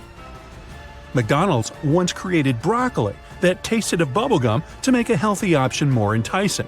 Unsurprisingly, it didn't work out. The microwave was designed by an inventor named Percy Spencer. His amazing creation was only rewarded with a $2 bonus, $29 accounting for inflation. The USA prints 26 million bills a day. Each note can cost up to 11 cents to produce, mostly in ink and materials. They go through 9 tons of ink per day. The paper money in the US also isn't made of paper at all. It's actually 75% cotton and 25% linen. In Montana, there are more cows than people. Humans are outnumbered almost 3 to 1. An average American spends 4.4 years at every job. If you take an elevator to the top of Chicago's Willis Tower during a clear day, you can see up to 40 to 50 miles away, which means you'll see 4 states – Michigan, Wisconsin, Indiana, and Illinois. In Arkansas, you're not allowed to honk your horn when in front of a sandwich shop. True. This one probably tops all these strange laws. In Georgia, it's illegal for a chicken to cross the road. Well, so much for that joke. Meanwhile, in Connecticut, you can't cross the street walking on your hands. When you're in Baltimore, Maryland, you can't bring your lion to the movies with you. If you're tired of seeing giant billboards on the side of the road, you should go to Hawaii. They banned billboards in 1920. The U.S. is in the top 10 countries in the world when it comes to biodiversity. 3/4 of the world's tornadoes happen in the U.S. Gee, aren't we lucky? The Florida Everglades is the only place on the planet where crocodiles and alligators coexist. Alligators have shorter and more rounded snouts, while crocodiles have long, pointy snouts. When an alligator shuts its mouth, you won't see its teeth. But when a crocodile does it, its back teeth stick up over its top lip. Frankly, I don't want to get close enough to confirm that's true. Lake Superior is the world's largest freshwater lake. It's so big that if you emptied it out, you could cover the entire landmass of North and South America under a foot of water. Americans built the Hoover Dam to control floods, produce hydroelectric energy, and for irrigation water. Its construction used so much concrete that it could be stretched across the entire country or used to build a 2-lane highway from New York City to San Francisco. Americans love pizza so much, they eat around 100 acres of it every day. If we took water from all the rivers on Earth and poured it into the Grand Canyon, the canyon would only be half full. The entire area could hold 2 quadrillion gallons of water. That's 2 with 15 zeros. The title for the fastest-speaking state goes to Oregon. Some scientists studied more than 4 million phone calls and found that Oregon, Massachusetts, and the upper Midwest states have the fastest speech patterns. You can find the word Peachtree in the names of over 70 streets in Atlanta, Georgia. Peachtree Circle, Peachtree Street, Peachtree Center Avenue, and so on. How peachy! Crater Lake in Oregon is the deepest lake in the U.S. at almost 2,000 feet deep. The lake is technically an active volcano, but it hasn't erupted recently, so it's safe to swim in at certain times. But boy is it cold! Uh-oh, the power just went out again. In a lot of cases in the U.S., this is caused by animals. More than 1,000 outages are caused by animals per year, and squirrels contribute to about 10% of those. Yellowstone National Park is more than 11,000 years old and bigger than Delaware and Rhode Island combined. It has over 10,000 geysers, hot springs, mud pots, and other hydrothermal features, which is half of the total number you can find in the entire world. Just don't go swimming in them. It'll, cook you. Check around the corner, under the bed. Wait, what's that hiding over there? Hotels are supposed to be your home away from home, but do you know what secrets they're keeping? Here's what no staff member or manager would ever tell you. Some hotel owners are very superstitious of the number 13, or they know guests might be. Whatever the case, you may find room 13 or the entire 13th floor completely missing.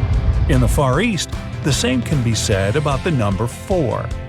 You can easily get an upgraded room without any additional charge if you have a birthday, anniversary, or wedding.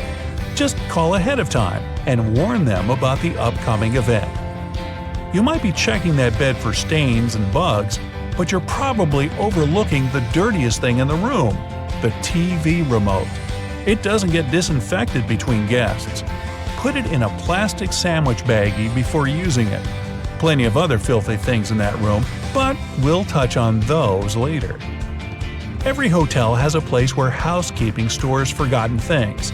The most frequently lost items are phone chargers, but more interesting discoveries have been found. False teeth, glass eyes, and even boxes of worms.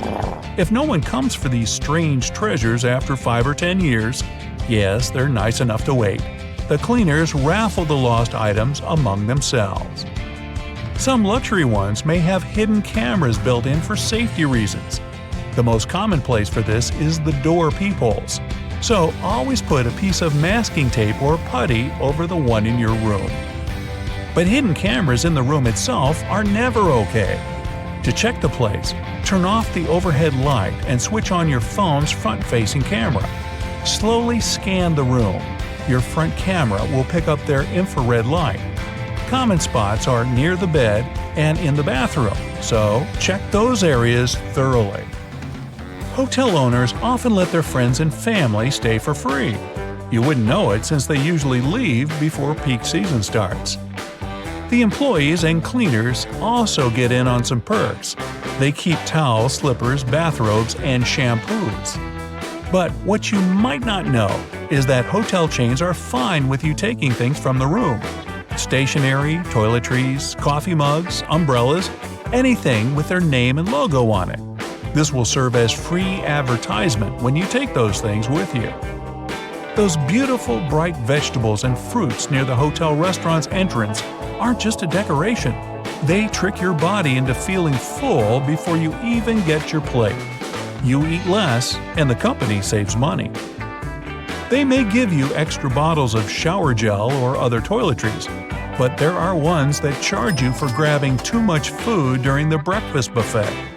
To avoid upsetting the cooks with the amount of discarded food, some hotels in certain countries make their guests pay for anything left uneaten on the plate. No hotel chain would willingly tell you how to get the biggest discount for your stay. So if you have a limited budget, make a reservation after 6 p.m. This is when the sales department tries to sell all canceled reservations at the last minute. That often means cutting the price down, sometimes in half. The first Sunday of the month is the best time to check in. Vacationers are leaving, business travelers haven't arrived yet, so most of the best rooms will be available. To get the top pick, use a special service called rooming. You can view everything in the hotel and choose which room you like the most. Just ask the receptionist about it. They won't willingly speak up about other free services unless you ask. Free phone chargers, hair irons, bottled water, and board games are among them. They can also order a transfer for you, book concert or theater tickets, and wake you up at a specified time. Hotels can refuse you at check-in, even if you've paid for a booking in advance. They can cancel your reservation if you don't show up before 6 p.m. If something's holding you up on your way, call and let them know in advance. Even if you arrive on time, you can still be denied a room. It usually happens when the hotel is overbooked. In that case, they might redirect you to a different one. Even more surprising, the chances of this happening depend on who you are. Young single men, couples, and groups of friends will usually get the boot before a family or a single older woman. It's because the first group is usually more flexible about the unexpected move. Before you pounce on that minibar, better check to see if those drinks are sealed. Hotel workers say they've had cases where guests finished all the provided beverages and then filled the bottles up with tap water to avoid paying for them. Shh, you didn't hear it from me. Large chains often have their own special transport for meeting important guests or getting around town. Their own taxis are usually cheaper than city ones. So if you want to save some money, check the cost of their transport at the reception. But don't ask the receptionist to recommend where you should have a meal. The hotel clerk will point you to a local place that pays them for the recommendations, even if it's overpriced and tasteless there. Guests don't really pay for the room itself, but for the hotel's location. Proximity to the airport, the beach, downtown, and famous sites will cost you an additional amount. Yes, even if it doesn't have any stars at all, and the conditions inside aren't great. Think twice before handing over your keys for valet parking. There have been cases when hotel workers took an expensive car for a joyride and even filmed it. My car? No. A famous person could be staying in the room right next to you. Nobody would know it, since they get to use made-up names to conceal their identity. For the rest of us common folk, that's not allowed. You requested a single room with a big bed and a nice view of the beach. What you got? A room with 2 small beds and a lovely view of a brick wall. It happens all the time, but they're supposed to give you compensation or some free service to make up for the difference. Know your right to this if the manager doesn't offer. The safe in your room can be anything but safe. If you have some valuables, ask the receptionist to put them in the main hotel safe up front. This place is usually much more secure since all the staff doesn't have access to it. Although hotel chairs and sofas look clean, wait till you see one under a microscope. Don't sit on them without first laying down a towel or blanket. You don't know if the guests before you had their feet up on the furniture. And their feet would certainly be filthy since the room's carpets are rarely shampooed, maybe once a year or even less. That being said, don't walk on them barefoot. If you use slippers or keep your shoes on, make sure to put shower caps on the bottoms when you pack them into your suitcase before leaving. Same story with that bed. Before you lie down on it, know that the cleaning staff might launder the linens between guests, but not that big, beautiful, germy bedspread. Don't touch the drinking glasses either. Even if they get a wipe down, it was probably with the same cloth used to clean other surfaces. Why?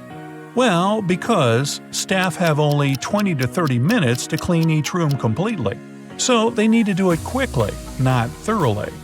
Things that often get overlooked: light switches, door and drawer handles, remotes. Ironically enough, it's the things that get touched most often. Experts have found that these items have as much germs on them as the toilet. Solution?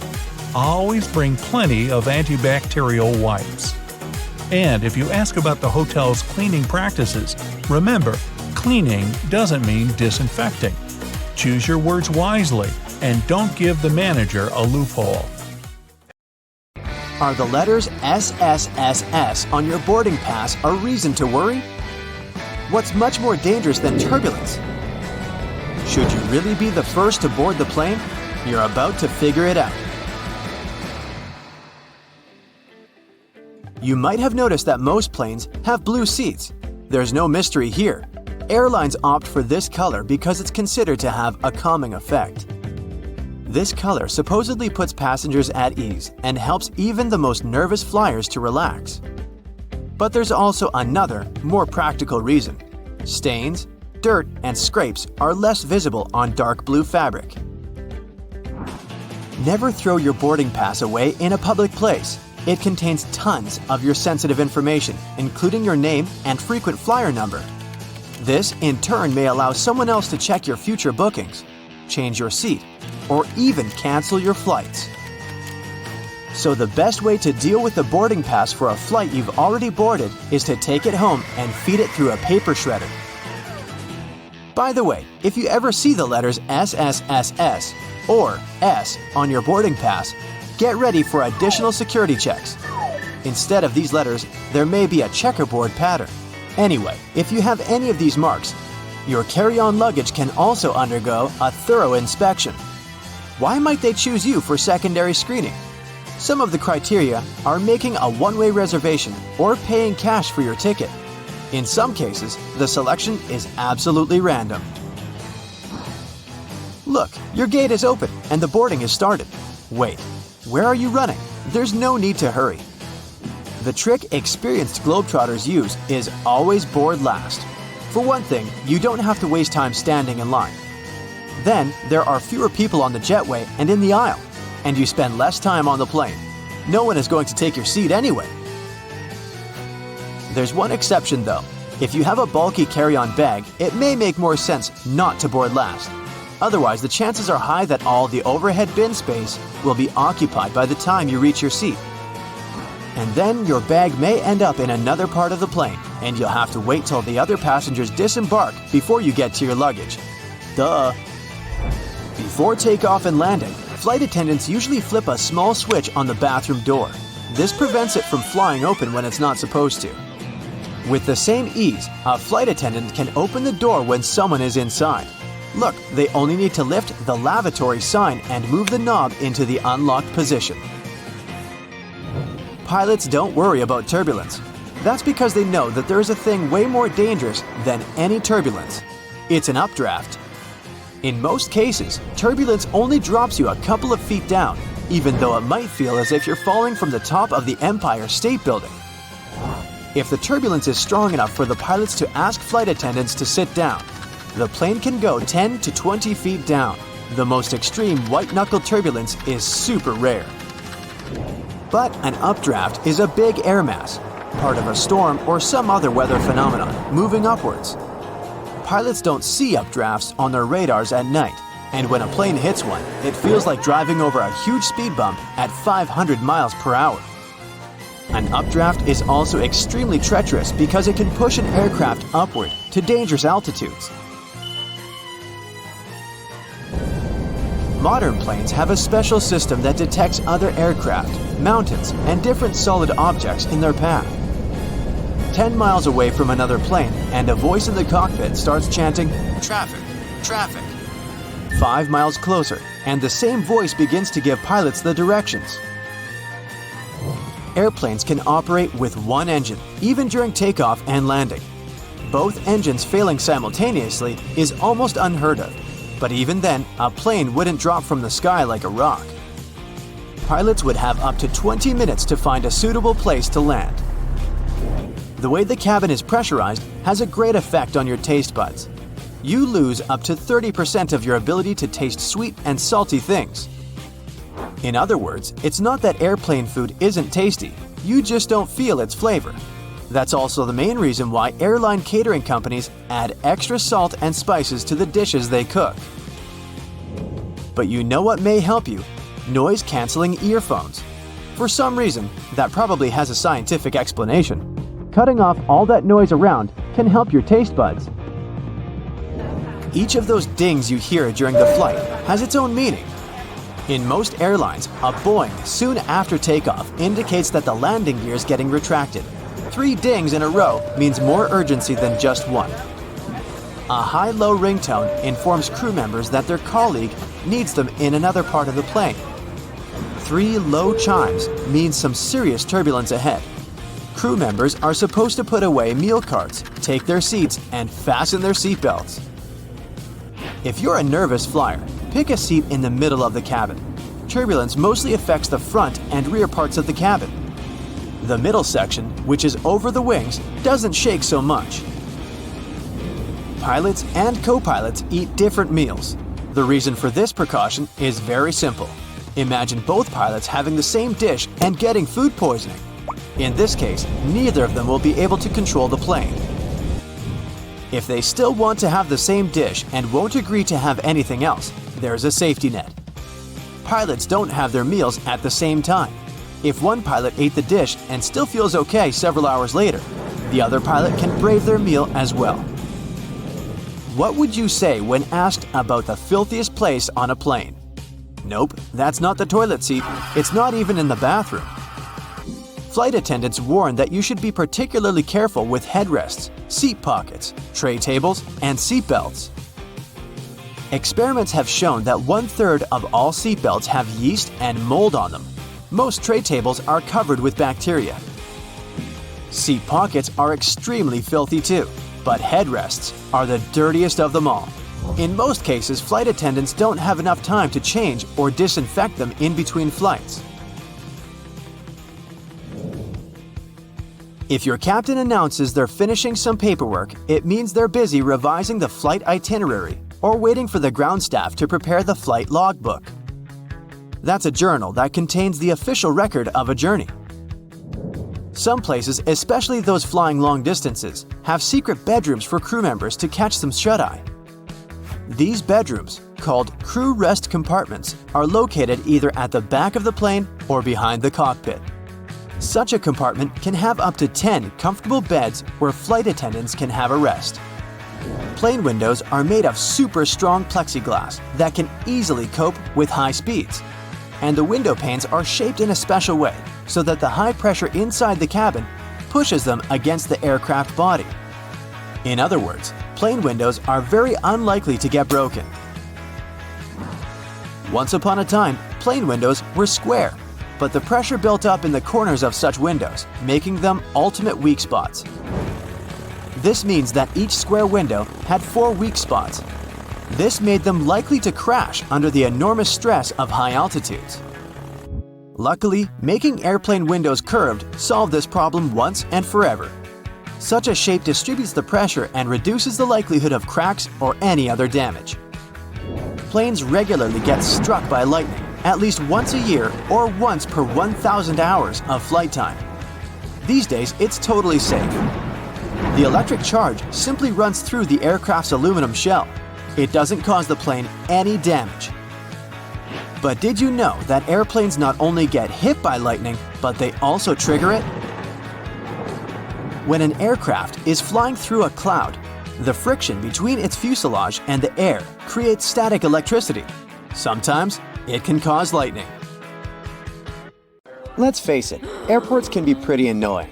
But the most annoying thing about them is probably having to take the laptop out of your backpack and put it in a separate bin while going through the security check. But, of course, they wouldn't make us do those extra moves if there wasn't a good reason for it. Laptops are dense, and X-rays can't penetrate them, so it's easy to hide something dangerous there. If the device is out and on its own in a separate bin, it's easier for the scanners to capture something dangerous. Most airplanes are white. Is there a benefit to choosing this exact color? No, white paint doesn't make a place feel lighter. Neither does it save money on painting. Here are the actual reasons for the choice: safety, efficiency, and comfort. The first airplanes had a metallic color, but the problem with metal is that it's prone to corrosion, so painting it is a great way to protect an airplane from corrosion. White is favored for several reasons. First, planes fly high above the clouds and are exposed to sunlight a lot. White is the color that absorbs the least heat, and white planes get heated less. Also, sunlight makes the paint fade away. A colorful airplane will have its paint fade very fast and will require repainting. And repainting is costly, so painting aircraft white is a more lasting choice. Also, any damage is more easily noticed on a white surface. So that's one more point for the white color. We always board from the left side of the plane, every single time, no exceptions. For some reason, the right side just doesn't seem to be an option. Yes, that's done on purpose. First, the captain usually sits on the left. This way, it's easier for the pilot to align the plane with the terminal jet bridge. Also, aircraft are fueled and loaded with baggage on the right side. Since people board the plane from the left, the crew can do their job undisturbed, and there's no danger to passengers. Consistency with the choice of a side helps to make everything work more effectively. Since everyone always enters from the left, all jet bridges are designed to get attached to the left side of the airplane. If every airplane had the freedom to choose the side, it would create an additional mess for the logistics behind the process. There are more questions popping up, like what does this black triangle drawn above one of the windows mean? Apparently, it marks the seat from which the view of the airplane's wing is the best. It's needed for the crew to find the spot as fast as possible if, in case of an emergency, they need to inspect the engines, slats, or flaps. This mark saves a lot of time. Next, the rows aren't well aligned with the windows. This is business. Originally, all planes are designed with rows and windows lining up perfectly. But when an airline buys a jet, they add some additional seats, squeezing them closer together. This way, they have more seats, which means more passengers, so they can sell more tickets. But you get less space for your legs and might miss out on a window. Also, all windows have rounded corners, and this is done for safety reasons. There used to be planes with squared windows, but those caused crashes because such windows couldn't withstand high-altitude pressures. At high altitudes, external atmospheric pressure is lower than the pressure inside the cabin. So, there's a big difference in pressure inside and outside the airplane, and this creates stress. Without windows, this stress flows smoothly through the material. A squared window becomes an obstacle, and the flow of stress needs to change direction. The pressure builds up in the corners, leading to cracks. As a result, such windows break. Oval windows allow the stress to flow more smoothly without disrupting them too much and preventing stress concentration. So, oval windows are safer. The glass used in production is stretched acrylic glass, and there are 3 separate panes of it. This is done as a security measure in case there is a breach. This way, at least one pane will remain intact at all times. Have you ever noticed those small holes in the windows? The tiny hole is actually only in the pane that's in the middle. Its task is to regulate the huge pressure difference inside and outside the cabin. This way, the outer pane can handle the load. If the outer pane breaks, the middle one, even though there's a hole in it, will be able to keep the window intact. Also, that hole prevents the windows from fogging up. Now, let's say you want to relax and watch a movie. Luckily, there's a pair of headphones. But they're weird. They have a 2-pronged plug. No, this is not some kind of advanced technology. This is a witty move to prevent theft. If you can't use them anywhere else but on the airplane, no one will have the urge to snatch them away. Outside the airplane, they're basically useless. And then they bring food. There are people who love airplane food and people who aren't very fond of it. But most will agree that food does taste different in the air. Turns out, it's actually a thing. Low air pressure, lack of humidity, and background noise that we have at high altitudes change the functioning of our taste buds.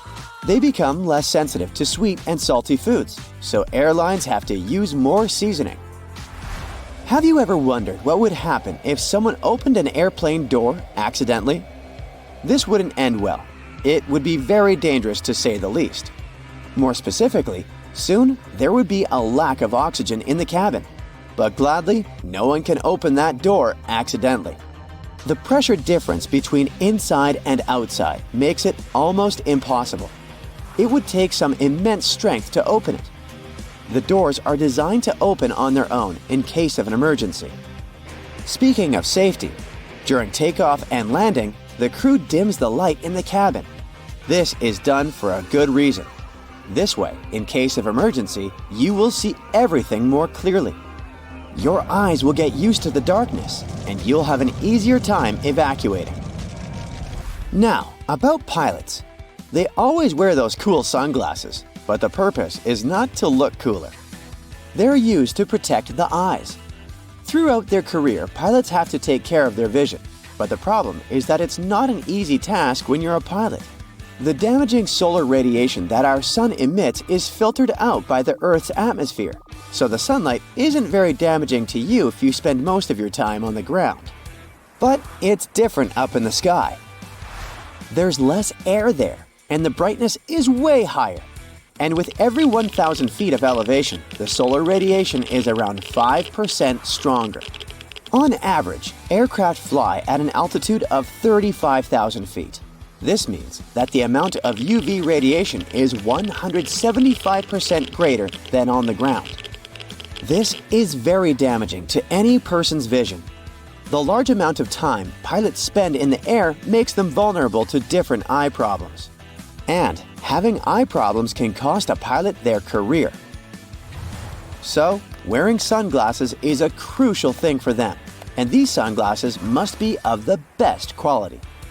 They should minimize the impact of sunlight and withstand UV rays, providing 100% protection for the eyes. Also, they can't be polarized, since polarization can mess with the perception of the cockpit displays. They should provide the best clarity, decrease eye fatigue, and minimize color deformation, so that pilots can see just like they would without their sunglasses on. Now, flight attendants are trained to notice some pretty important things about each passenger once they board the plane.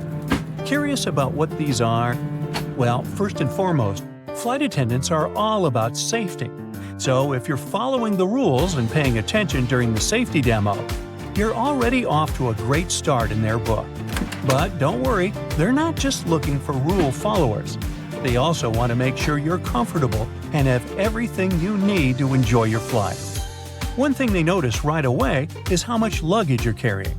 If you're struggling to lift a heavy bag into the overhead bin, they'll probably step in and help you out. And if you're one of those people who insists on bringing a massive carry-on that barely fits in the bin, they might discreetly check to make sure you're not breaking any weight or size limits. Speaking of luggage, flight attendants can tell a lot about you from your suitcase. If it's covered in stickers from exotic locations, they might assume you're a seasoned traveler who knows their way around an airport. But if it's a beat-up old bag with duct tape holding it together, they might wonder if you're a first-time flyer or just someone who doesn't care much about appearances. Of course, one of the most important things flight attendants notice about you is how you treat them and your fellow passengers. If you're friendly, polite, and respectful, they'll go out of their way to make your flight as pleasant as possible. But if you're rude, demanding, and throw a tantrum when things don't go your way, they might not be as eager to help you out. And then some. They'll always take a sneak peek at what's on your feet, too. It's not because they're all secretly obsessed with shoes, it's actually for your safety. They check out your sneakers to see if you can quickly and easily run in case of an emergency. If you're planning to board a flight, you might want to think twice before rocking those high heels, unless you want to hear an emergency command to kick them off. Speaking of emergencies, flight attendants also like to look at whether you're a fit person or not. They do this just in case they need some physical assistance in the event of some bad, unwanted thing happening. And hey, if you happen to be a doctor, don't be shy about letting the crew know. You might just be a lifesaver.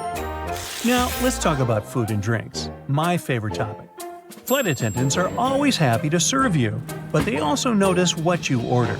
If you ask for something that's not on the menu or request a complicated custom drink, they might raise an eyebrow. But if you order something simple and easy to prepare, like a glass of water or a bag of pretzels, they'll be more than happy to oblige. If you're planning to fly with your furry friend, make sure to prepare it for some attention from the flight attendants. Don't worry, they're just curious about your cute companion. And if your pet is a trained service animal and registered with the airline beforehand, they're good to go. Also, if you've paid for your pet to fly, make sure they stay cozy in their carrier for the entire trip. Flight attendants are also trained to notice any unusual behavior or potential red flags. If someone seems nervous or anxious, they'll keep an eye on them to make sure they're okay.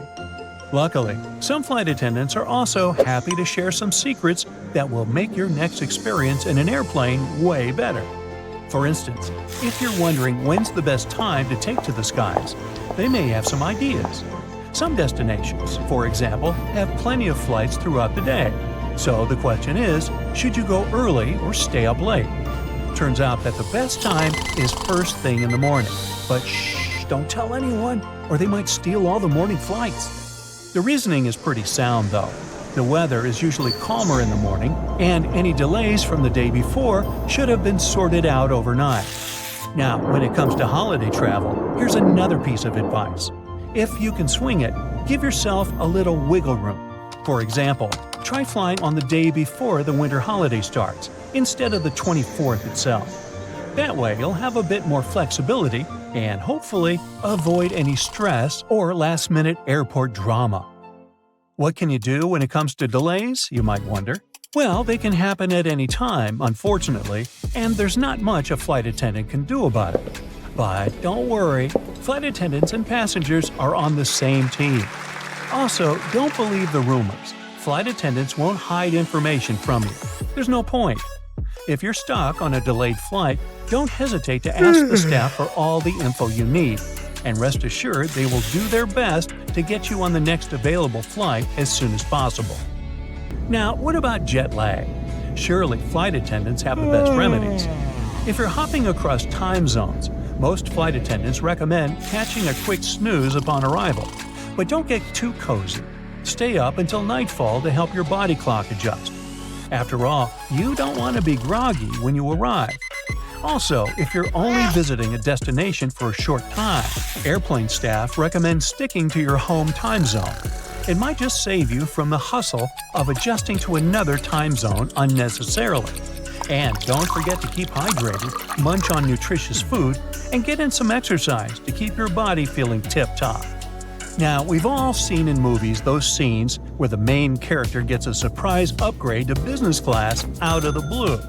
As much as we all dream of being upgraded to a luxurious seat mid-flight, It's usually only possible on the ground, unless you're one lucky duck. There's a list and a method for who gets bumped up to first class. Sometimes, flight attendants will shuffle passengers around so families can sit together, or they do it to fix any seat mix-up. But once the plane takes off, moving around is pretty rare. Ever wondered if you can switch seats with another passenger during the flight?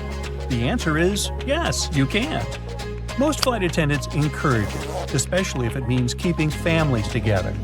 However, it's best to figure out any seat-swapping arrangements before boarding to avoid any chaos. Plus, some seats are fancier than others, and if people have paid extra for them, it's important to be respectful of that.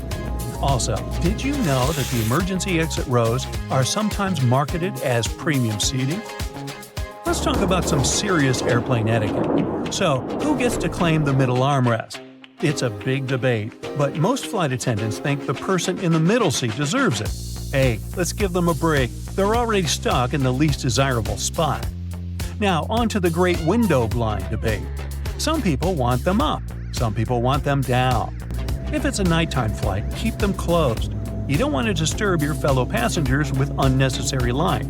However, if you're flying over the Himalayas, you better believe people are going to peek through those windows. And let's not forget, blinds need to be open upon arrival for safety reasons. The crew needs to see outside in case of emergencies. Have you ever been curious about what flight attendants eat on board? Do they have the same food as the passengers? Turns out, they can have the same meals if they want to, but they don't always choose to. Some prefer to pack their own snacks, like hummus, apples, and popcorn, because the airplane options don't always keep them alert. They also focus on drinking lots of water and avoiding foods that might make them feel bloated, but they do indulge in airplane coffee. Some crew members even bring their own meals on board due to dietary requirements, or to add to the festive vibe on holiday flights. I once saw a passenger give a tin of holiday cookies to the flight attendants. You can bet she got some extra special attention. Welcome aboard our flight from London to Miami. It will take us 4 hours and 30 minutes. The weather in Miami is… Wait, did the pilot just say 4 hours and a half? It sounds like a dream, but it will most likely become our reality in less than 10 years from now. Boom Supersonic, an aircraft manufacturer, is working on a passenger supersonic jet called the Overture that will be able to carry 65 to 80 people at twice the speed of current commercial aircraft. One of the major American airlines is interested in buying around 40 planes. The plane that's going to cost $200 million has recently passed the wind tunnel tests. If all goes well, the first finished Overture prototype will roll off the line in 2025 and will travel at nearly twice the speed of sound. The plane will be able to show its top speed over the sea, so it should be ideal for transatlantic flights. And then, traveling from, say, New York to Paris should take no longer than 4 hours. But first, it will have to get all the official permissions to do it. Some people are skeptical about the whole passenger superjet concept as they remember the story of the Concorde. That high-end plane delivered people from London to New York in about 3 hours and serviced other transatlantic connections. The tickets cost a whopping $10,000 per seat, and passengers got access to a super exclusive lounge with lobster and Angus beef for lunch. The Concorde went on its final commercial flight in 2003. It was a huge fuel guzzler. Plus, there are many complaints from people living near airports about the noise it produced. The Overture is supposed to be more fuel efficient, lighter, and have better software to make it more aerodynamic. The noise might still be a problem though, because supersonic aircraft need aerodynamic engines, which are pretty loud. That will definitely change in the future, as planes have gone a long way since their first flight in 1903. Back then, the Wright brothers started the aerial age with a 12-second flight traveling 120 feet in North Carolina.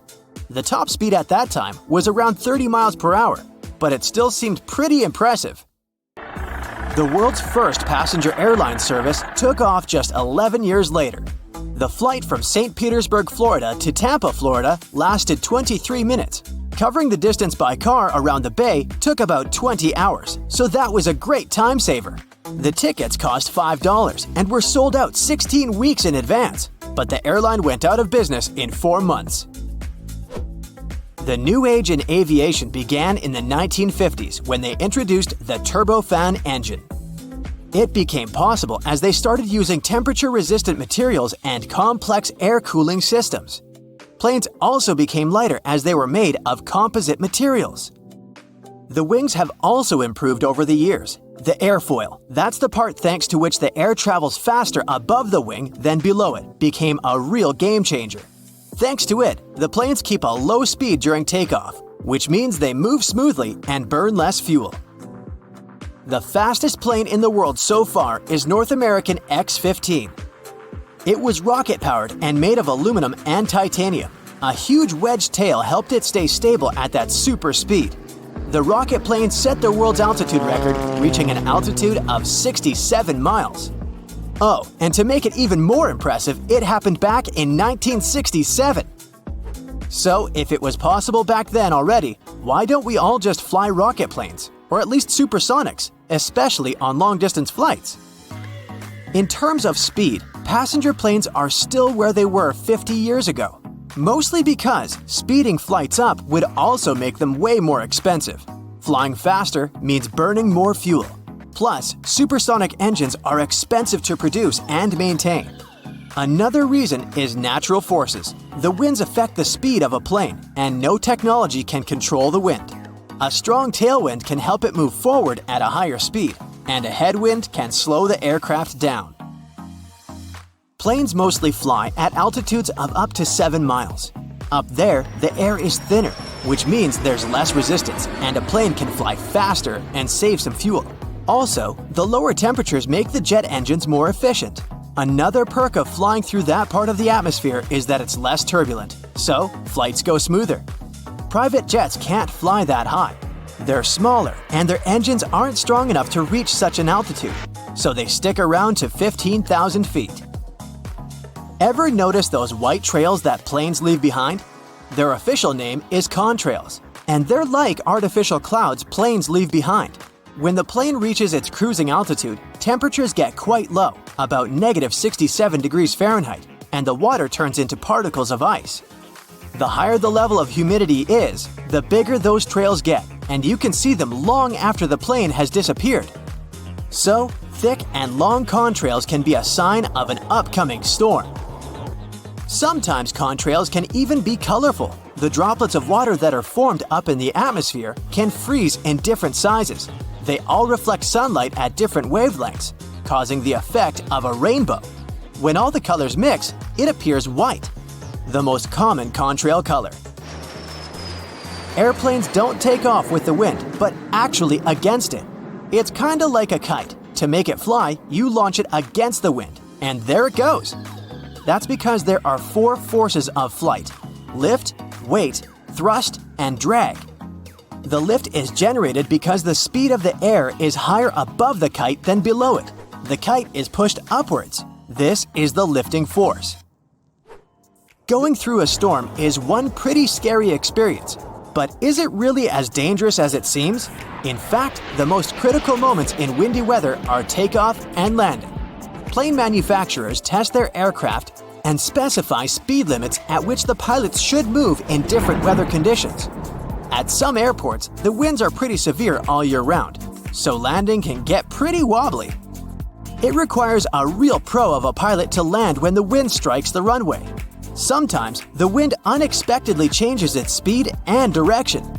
The pilot really has to know what they're doing to land when the wind direction changes. Otherwise, the risk of overshooting the runway is pretty real. Extreme heat is another weather condition that can stop a plane from flying. Airplanes fly by generating lift with their wings. The air below the wings takes the plane up. In extreme heat, an airplane can't produce that much lift.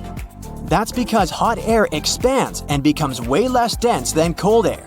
With less lift, the plane may find it really hard to take off and fly. Electronics will unlikely respond well to extreme heat or humidity, and the AC system may fail. Smaller jets can't operate at a temperature of over 118 degrees Fahrenheit. Larger Airbus and Boeing planes perform the best below 126 degrees Fahrenheit. Those mysterious chimes you hear during the flight are a kind of a secret language the crew uses to communicate with each other. The chime you hear shortly after takeoff informs the crew that the landing gear is getting retracted. A single chime during the flight is a sign that one of the passengers needs the assistance of the crew. When they're serving meals and run out of food and drinks, they can ask their colleagues to share, using a high and low chime combo. 3 low tones means serious turbulence is approaching, so the crew needs to buckle up. Have you ever noticed the flashing light in the cabin before takeoff? You have nothing to worry about. It occurs when the pilot disconnects a plane from the airport power supply and it switches to the onboard one. This rapid transition may cause flashing. So, it's pouring outside when you get on a plane. If you were in a car, you'd simply switch on the windshield wipers and the headlights after turning the key in the ignition. Do pilots do that? Airplanes spark so many questions, and it's time for some answers. Do planes have windshield wipers? Yes, commercial planes do, but they're only used during taxiing, takeoff, and landing. Once a plane reaches its cruising altitude, pilots turn them off. The plane's speed is fast enough to clear the windshields from rain. Wipers might be absent on single-engine airplanes because the propeller airstream blows strong enough to keep the water away. What happens when a plane loses one engine in flight? Actually, it goes, "Hey, has anybody seen my engine? It was just here a second ago." No, nothing special. The plane actually just keeps flying. There are certificates for planes flying over oceans or long distances that state how long they can do it. For example, the Boeing 787 can fly for more than 5 hours without the second engine. It's enough for pilots to plan a safe landing. Well, why is it so cold on a plane? The temperature on board averages 74 degrees Fahrenheit, about the same as in most office buildings. But you feel so cold because your body doesn't move much, producing less heat to warm itself. The crew doesn't turn the heat up because hot air can cause some passengers to faint during the flight. Do airplanes have horns? Yeah, and some of them have a whole trumpet section. Actually, yes, they do have horns, but pilots don't use it to scare away birds or get other aircraft's attention in the sky. "Hey, move over, buddy!" Actually, you can hear that high-pitched chime only on the ground when the plane isn't moving. Like when an engineer checks something in the cockpit and wants to get the attention of a ground crew member. Why do planes leave white trails in the sky? It happens when the engine burns fuel. It ejects water and carbon dioxide that gets mixed with the atmosphere, and since the air is cold at high altitude and this exhaust is hot, the water condenses and may freeze, creating those white tails. Do airplanes have brakes? Yes, there are multiple disc brakes made of carbon steel material, similar to the ones in your car. But using them only isn't enough to stop the plane when it touches the ground. The braking system also includes different surfaces that slide out of the wings and disrupt the airflow. Can a plane door open mid-flight? The cabin pressure is the force that won't let that happen. If someone tried to do it, they would have to overcome more than 24,000 pounds of pressure, the weight of a ship anchor. Plus, there are lock bolts deep inside the aircraft structure that hold the door in place. What happens when lightning hits a plane? Now, statistics say this happens to every commercial plane about once a year. But the aircraft's metal parts and lightning protection systems prevent electrical buildup. So, in most cases, this leaves a plane with only a scorch mark on its surface. Why don't the seats and windows always line up? Good question. All commercial planes are designed with seats and windows perfectly aligned. But when an airline buys a jet, it often chooses to add extra seats. More seats mean more passengers and more tickets sold. And less of a view and less legroom for you. See how that works? Why do flight attendants touch the overhead compartment? You'd think that they're checking to see if it's closed tightly. But nope, they use a scalloped handrail hidden at the bottom of the overhead compartment for a steadier walk along the aisle. What are those white spiral marks on engines for? Well, since the ground staff wear hearing protection, they can't rely on their ears to decide if it's safe to approach the plane. Seeing that moving swirl on jet engines prompts them to stay away from the area. Why are there holes in airplane windows? Those windows actually have 3 panes of plexiglass. The tiny hole is in the middle one. It helps regulate the huge pressure difference inside and outside the cabin, so the outer pane can handle the load. If the outer pane happened to break, the middle one, even with a hole in it, would still be enough to keep the window intact. That hole also keeps the windows from fogging up. Why are there hooks on the wings? If there is an emergency landing on water, passengers have to step on the slippery wings to use some emergency exits. That's why crew members secure one end of a rope to the door frame and the other to the wing through the hook. Another rope is secured in the second hole, safely leading passengers along the wing to the inflatable slide. Why do the wings have different colored lights? It's for Christmas. No, that red light on the left wingtip, the green one on the right, and the white one on the tail make up the plane's navigational lights. They let other pilots know the plane's position and the direction it's moving in, toward them or away. Do planes have ignition keys?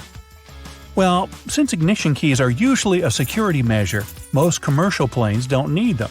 They're locked in hangars under 24/7 surveillance.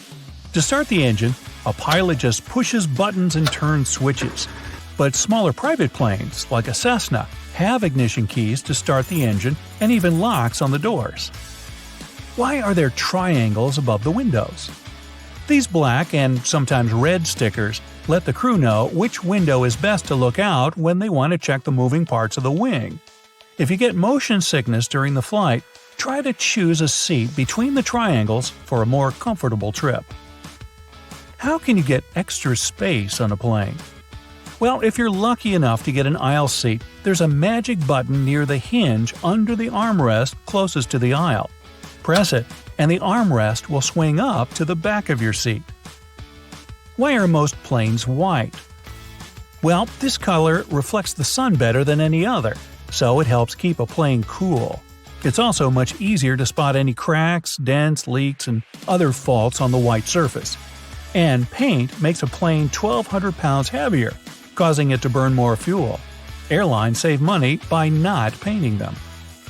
Why don't airplanes have parachutes for passengers?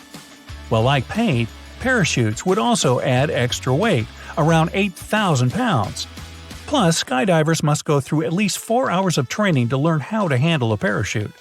Lastly, jumping out of a plane at 35,000 feet in the air is simply not safe, because temperatures at that altitude are colder than the Arctic, minus 65 degrees.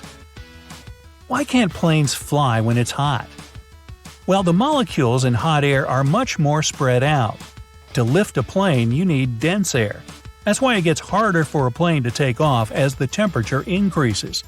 Besides, scorching weather can overheat the internal machinery or even melt some of its parts. So, if it gets 104 degrees Fahrenheit outside, your flight might be delayed. Why do planes have round windows? The very first commercial planes had square ones, but after some time, they started flying at a higher altitude that demanded the cabin be pressurized. Frequent pressurization and depressurization deformed and even broke windows with corners. They were replaced with round ones since they withstand the pressure much better. How do the oxygen masks work? Very well, actually. If the cabin is depressurized at cruising altitude, it loses oxygen. The masks provide that, but only for 15 minutes. It's okay though. That's long enough for the pilot to descend lower than 10,000 feet, where the air has more oxygen and people can breathe normally. What causes turbulence? Your trip gets bumpy because of 3 main reasons: storms, mountains, and jet streams. Just like an ocean, air creates waves when it meets a mountain, and sometimes it has nowhere to go but up in strong currents affecting a plane. Jet streams are bands of swift winds that appear when warm air masses collide with cold ones. Storm clouds push air away, creating unpredictable waves. Why do planes sometimes dump fuel? If there's an emergency landing, pilots must quickly get rid of excess weight, since they didn't burn it and get to the destination runway as light as they should be. The lighter the plane, the softer it'll touch the ground, so no blown tires or fire. Why are the doors on the left side? Well, the captain usually sits on that side, so aligning the plane with the terminal jet bridge is easier. They fuel the aircraft and load baggage on the right side. If passengers are coming in on the left, it doesn't disturb those crews. Why do they dim the lights during takeoff and landing? It takes your eyes up to 30 minutes to fully adjust to a dark setting. Dimming the lights at night or dusk prepares them in case passengers need to make an emergency exit. They fade the lights during the day to save some engine power. Why are most plane seats blue? This color is psychologically associated with safety and reliability, so flight-weary passengers feel less anxious. Besides, stains and dirt are less visible on blue seats. Now we know! Hey, I hate to break it to you, but if you got pickpocketed, the chances are you probably let them steal your hard-earned money. Well, enough with brutal honesty. Now on to the ultimate tips to prevent it from happening. Scammers can be quite clever, and they may use tactics that will lead you to willingly part with your money. Before heading out, I strongly suggest researching common scam techniques. For instance, in Paris, there's a prevalent scam involving people who offer to help tourists in buying metro tickets. Here's how the fraud typically unfolds. After a long flight, you take a train to central Paris and arrive at the metro station ready to buy tickets. As you approach the ticket machine, someone in regular clothing may approach you, claiming to be able to help. However, these people are not friendly locals, but scammers. Instead of purchasing the carnet, a book of 10 metro tickets as promised, they might only buy a child's single fare and keep the extra money for themselves. The best way to protect yourself from this swindle is to politely refuse any offers of assistance. Always buy your metro tickets directly from legitimate machines, which have multiple language options including English, or through an official kiosk or ticket counter. Now, let's imagine your belongings have been stolen. It's the worst-case scenario, but it can happen at any moment, even when you're in a public restroom and there isn't enough space for your luggage in the cubicle. The big question is, what are the two things you absolutely cannot travel without? That's right, your passport and your wallet. So make sure these essentials are always with you, no matter the situation. There are special bags designed for running that are made from thinner fabric. But if you want to avoid spending money on one, I completely understand. You can simply wear clothing that has enough internal pockets to keep these items secure, because external pockets can be risky. Alternatively, you can opt for a pouch that you can keep in front of you. Also, this small hook can profoundly change your life. It connects zippers in such a way that makes them difficult to open, not just for potential thieves, but for you as well. You can find one online and place an order, but alternatively, you can use anything similar. The key idea is to keep the two zippers together. Even a simple keychain will suffice. There's a vast range of travel-related goods available on internet platforms, but trust me, you can create most of them yourself. Take these socks with pockets, for example. They look cool, but you don't need a zipper on your sock to hide something. You can simply wear two socks, one shorter and the other taller. Hide your valuables in between them, then roll the taller sock down to seal the gap, preventing your belongings from falling out. The next tip is to research your destination beforehand. Not only should you consider safety concerns, but it's also important to familiarize yourself with local laws. Additionally, be sure to check health advisories. You may need vaccinations before traveling to certain exotic locations. Now, be careful not to get tricked by those "pack your luggage with me" bloggers. It could lead to serious trouble. The TSA is no joke. They must remain vigilant and thorough with anything that appears suspicious. After all, it's our safety. If you follow the questionable advice you find online, such as wrap your valuables in a diaper to protect them, you may end up with your belongings held for investigation and inspection, and you could face questioning by others. Never check anything you're not prepared to say goodbye to. For every 1,000 bags, 7 get lost. While some bags do get returned, you never know when that might happen. I once had my bag lost returning from a European trip, and it wasn't found until a month later. Needless to say, all the precious cheese I bought in Italy was no longer safe to consume. You may have seen a bazillion videos on how to turn your hotel room into a fortress. There are portable locks, underdoor safety systems, special hooks, and I'm sure I forgot something. I know safety comes first, but sometimes, when you travel with carry-on only, there just isn't enough room to pack all those extra items. However, you can utilize something your hotel provides – a towel. By tightly rolling a towel and placing it under the door, you can create a barrier. While it's not perfect protection, it can make any under-the-door intrusion much harder should it occur. Whenever you travel, always make sure to keep a crayon in your wallet. They're always ready to write, and they don't need sharpening and won't run out of ink. Unlike pencils, which can break and become unstable, or pens that might burst in changing air pressure, crayons remain reliable. Keeping a crayon in your wallet has two main benefits. First, it's accessible whenever you have your wallet, providing a handy writing tool at all times. Second, its sturdy design helps protect your cards from bending or breaking. Ensure they remain intact while you travel. Plus, a crayon is the ideal size for most wallets, unlike longer pencils or pens. Now, when traveling, we often rely on our smartphones for various needs. It's wise to consider bringing two phones instead of just one, particularly if you're heading abroad. This isn't just for communication, it's a precaution against theft. In the unfortunate event of a mugging, having two wallets and two phones can be a lifesaver, as thieves typically won't expect it. Also, keep your real wallet in your front pocket and a decoy wallet in your back pocket. Similarly, carry two phones, placing your primary one in the front pocket and the second one in the back pocket. This way, when confronted and asked for a phone and wallet, you can hand over the decoy instead of your valuable belongings. Attracting the attention of a thief is not just about wearing flashy accessories. As surprising as it may sound, simply looking good and attractive can draw unwanted attention, especially for women. Thieves may have a skewed perception that an attractive person wearing nice clothes equals money. To minimize the risk, it's wise not to overdress while traveling. There's an added benefit to this approach. By only bringing the simple items you wouldn't mind saying goodbye to, you can create extra space in your luggage for souvenirs and local produce. You can even leave behind old clothes in a recycling bin at your destination, freeing up room for new treasures without incurring hefty airport fees on your way home. Believe it or not, duct tape is one clever trick that can help you deter thieves. Even if you have a perfectly nice phone, laptop case, or backpack, making them look a bit shabby can be beneficial when traveling to dangerous destinations. Thieves typically target brand new or high-condition items that are easy to resell, and they're less interested in items that seem like they require more effort to sell. By the way, it's not just duct tape.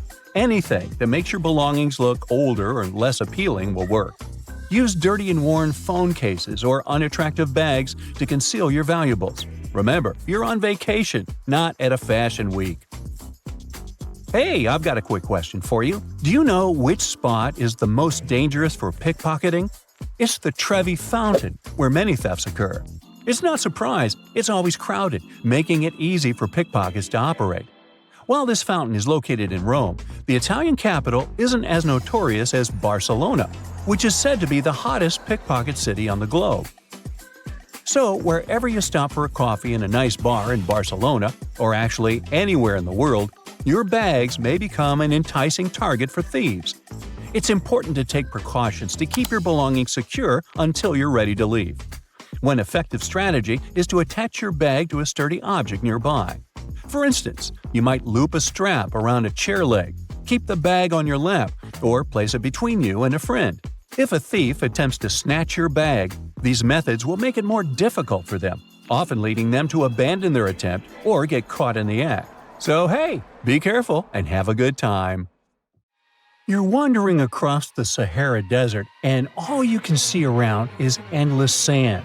And then, all of a sudden, you spot this mark in the sand. The wisest thing to do is run away from that spot as fast as you can. Because if you squint and focus really well, you'll realize that you're looking at a Saharan horned viper hiding in the sand, waiting for its next meal. Paradoxically, the bite of the snake has never led to human fatalities. But then, why should you run away? Well, let's find out. The Saharan horned viper is one of the desert's most famous snakes and a pro at hiding in plain sight. The Parasitic cerastes, which is this snake's scientific name, is one of the most well-camouflaged creatures in the entire animal kingdom. It can measure between 12 and 24 inches in length on average, but the biggest specimens can stretch up to a whopping 33 inches, nearly 3 feet. And while that might not seem too long, trust me, you wouldn't want one to sneak up on you. Interestingly, the females of this species are larger than the males, which is rare in snakes and gives the females an even more intimidating presence. But the truly unique thing about this viper is, of course, those creepy horns, one above each eye. They give the reptile a dragon-like look, setting it apart from most other desert vipers. Not all Saharan horned vipers have these horns. Some have small nubs or none at all. You could say it's a bit of a genetic lottery. Still, these horns add to the viper's threatening vibe and make it look even more fearsome. But it's not just their horns or size that makes them fascinating. Males and females look different beyond just their size. Males have noticeably larger heads and eyes than females. And compared to their relative, Saharan horned vipers have bigger heads and are more likely to sport these spooky horns. Now, let's talk about what makes the Saharan horned viper a true master of survival: its uncanny ability to blend into the sands. This viper's coloration matches the Sahara's various shades: yellow, pale gray, pinkish, reddish, or light brown. It has an intricate pattern along its back, with dark, semi-rectangular patches that sometimes fuse into crossbars. At the same time, the underbelly is white, and the tail often has a black tip. And here's another trick: some animals can mistake this feature for a scorpion stinger. This camouflage is the viper's main line of defense and its tool for hunting. The reptile doesn't just slither around in plain view. Instead, it buries itself in the sand. The viper can wiggle its body under the soft desert sand, leaving only its eyes and nostrils visible. Imagine a creature so skilled at hiding that it can lay completely flat and practically disappear, waiting for hours until an unsuspecting mouse or lizard or human wanders by. During the day, the viper also takes shelter under rocks and in burrows left by other animals. Sometimes it even simply hides in the shade of bushes. For a creature that looks so fierce, the Saharan horned viper is surprisingly even-tempered. It won't waste its venom on a threat it can avoid, preferring instead to lie still or try to hide. But when it feels truly threatened, the snake gives a truly dramatic warning. It rubs its coils together, producing a distinctive hissing and crackling sound that lets you know it's ready to strike. And if you ignore that warning, well, this viper's bite is loaded with toxic venom that can be quite dangerous. That's why handling such snakes can be a fatal mistake, as two unlucky handlers in Europe once discovered. Both men were bitten by captive Saharan horned vipers, and the bites caused extreme swelling, blood clotting issues, and even kidney failure. The venom in these bites has special compounds that mess with blood clotting, attack kidneys, and can cause serious internal bleeding. The best treatment for these bites is specific antivenom, but it's clear that the bite of a Saharan horned viper is nothing to take lightly. Now here's another astonishing fact about this reptile. When it does move, the Saharan horned viper doesn't slither in the usual way. Instead, it uses a unique style called sidewinding. Picture the animal lifting a loop of its body, moving that loop forward, and then pulling the rest along behind. This sideways walking lets the snake move across the hot sand without letting its belly touch the ground for too long. In a place as hot as the Sahara, this technique isn't just cool looking, it's essential for survival. While the Saharan horned viper is a champion of desert camouflage, it has some serious competition in the camouflage department. Around the world, there are other snakes that have perfected the art of blending into their surroundings to catch prey and avoid being eaten themselves. Like the eastern brown snake, an Australian snake that is one of the most venomous in the world. Its brown color lets it blend in with rocks and soil, making it extremely hard to spot until you're practically on top of it. A bite from the snake can be fatal in less than an hour. Or the eastern copperhead, found in the forests of the U.S. This snake's pale tan and pinkish colors blend in perfectly with autumn leaves.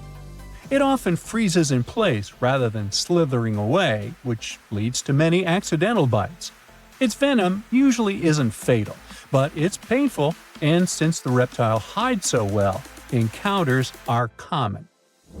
The Perengaise adder from Angola and Namibia loves to hide in the sand like the Saharan horned viper. It mostly eats lizards, and its sandy-colored scales make it almost impossible to see. Thankfully, its bite isn't too dangerous for humans.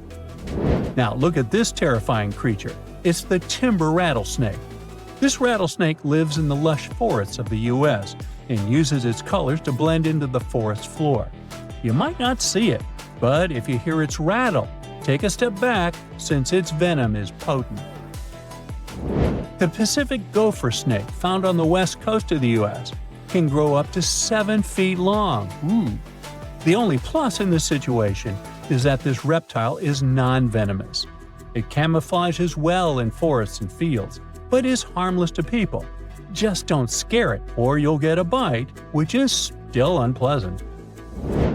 In the rocky terrains of California and Oregon, you might meet the northern Pacific rattlesnake, which likes blending into dark brown and gold rocks. Hearing a rattle is often your only warning, since this dangerous snake is nearby. These neck snakes aren't particularly dangerous, but they're unsurpassed masters of camouflage. The smooth green snake has a bright green color that matches the leaves in trees and grass, which makes it practically invisible among foliage. The common European viper prefers hiding among leaves and shrubs, and the harmless common garter snake has colors that blend in with dirt and grass. Keep in mind, though, that even though all these snakes are not venomous, they can still give a painful nip. Oh, and I can't but mention the massive reticulated python. Even though it can grow over 21 feet, this South Asian snake is expert at hiding among leaves and shadows. It's one of the only snakes known to occasionally hunt humans, so tread carefully in its territory. Now, in the wild, snakes like the Saharan horned viper rely on camouflage to hunt and avoid being hunted. They might be blending into leaves, sand, or rocks, but in any case, these snakes have evolved to stay hidden from predators and prey alike. The desert viper buries itself to stay cool and catch food, while forest snakes blend in to hunt in silence or avoid curious humans. For them all, staying hidden isn't just a matter of survival, it's a huge advantage. So, next time you're out in nature, remember that you might be walking right past a hidden hunter, watching you from the shadows with a quiet, horrifying patience. Have fun out there. There's a beautiful island in the Atlantic Ocean 25 miles off the coast of Brazil. It's easy to reach, has an endless beach line, steep rocks to climb, and vibrant tropical greenery. Yet there isn't a single hotel here, no one's hiking on all those rocks, no one's watching sunsets by the ocean, and you'll never see kids build sandcastles on the beach. People left this island a long time ago and will unlikely ever come back to live here. It's been long since taken over by creatures you'd rather never meet. Ilha da Queimada Grande has the highest concentration of venomous snakes in the world. It's the only natural habitat of the golden lancehead viper, one of the most dangerous snakes on the planet. Somewhere between 2,000 and 4,000 of these critters live here. They say you're never more than 3 feet away from meeting one of them on the island. They're like life insurance salesmen. Lancehead vipers have venom that's 3 to 5 times stronger than that of their closest mainland relatives. Evolution helped them to develop it to keep them properly fed. Their only prey is birds that visit the island to rest. Lanceheads have to slither up the rocks for lunch and can't wait and trace those birds like other snakes. So they developed a super venom that works almost instantly. One legend says the snakes ended up in the middle of the ocean thanks to pirates. They were looking for a good place to hide their booty, their gold. The island was a perfect match. They also needed something to protect their treasures from any invaders. So they brought some snakes, and those multiplied quickly. A more realistic explanation involves not humans, but rising sea levels. Snake Island used to be part of the Brazilian mainland, but the sea isolated it from the rest of the country around 11,000 years ago. The snakes that ended up on that island were able to spread and thrive because they had no predators to bother them. And when people tried to, let's just say it didn't end well. Another island legend is about a fisherman who came here to pick bananas. He didn't expect he'd have the company of venomous snakes, and they were ecstatic about a new item on the menu. The fisherman ran for his life back to the water, but had been bitten before he managed to jump into his boat. A couple days later, his boat was found, but he didn't make it through the journey. Snake Island has long been uninhabited, but it used to have a human population for a few years, from 1909 to 1920. It was the lighthouse keeper, his wife, and 3 kids. Their task was not to let people on the island. According to another legend, one night snakes got inside their house through the windows. The parents grabbed their kids and tried to escape to the boat. Sadly, the snakes were faster. No one of the family had survived that visit. The lighthouse has been automated. Now the Navy visit it regularly to check if it's in order and keep visitors away from the island. It's both for the safety of people and for the good of snakes that are a critically endangered species.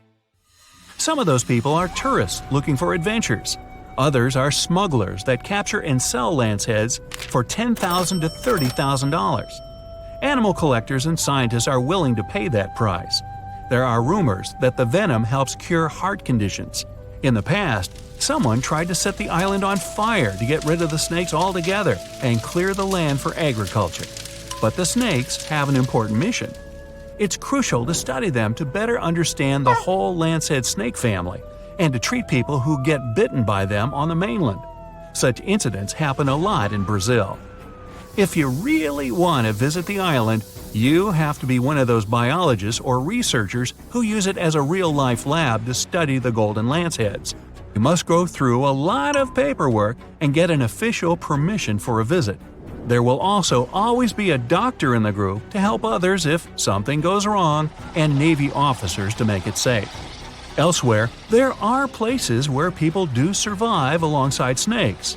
Musambo Island on Lake Victoria in Uganda is home to 2,000 snakes and less than 100 people. That's a ratio of over 20 snakes per person. Rock pythons, cobras, vipers. You can find those even in people's houses. Sometimes they share beds with the locals. They believe the island is home to many kinds of spirits that have transformed into snakes. The people are just guests here, and they must never ever hurt those snakes. Even if you find a cobra under your pillow, you aren't supposed to scream for help. You'll scare away good luck. And if you hurt a snake, well, prepare to pack your bags and leave the island for good. There are also monitor lizards on the island. The snakes live in peace with them and the locals. They feed mainly on bird eggs and won't attack you first. The real danger of North Sentinel Island isn't the snakes, it's the people. The island, about the size of Manhattan and surrounded by corals, is home to one of the most isolated tribes on the planet, the Sentinelese. They're a hunter-gatherer society that doesn't welcome any strangers at all. The only safe outside visit took place in 1967. Based on what they saw back then, anthropologists guess there could be anywhere between 50 and a couple hundred people living on the island. No one else in the world speaks or understands their language. Another dangerous place is Makajima Island in Japan, south of Tokyo. It's famous for the active volcano it sits on. There have been 6 eruptions in the last century alone.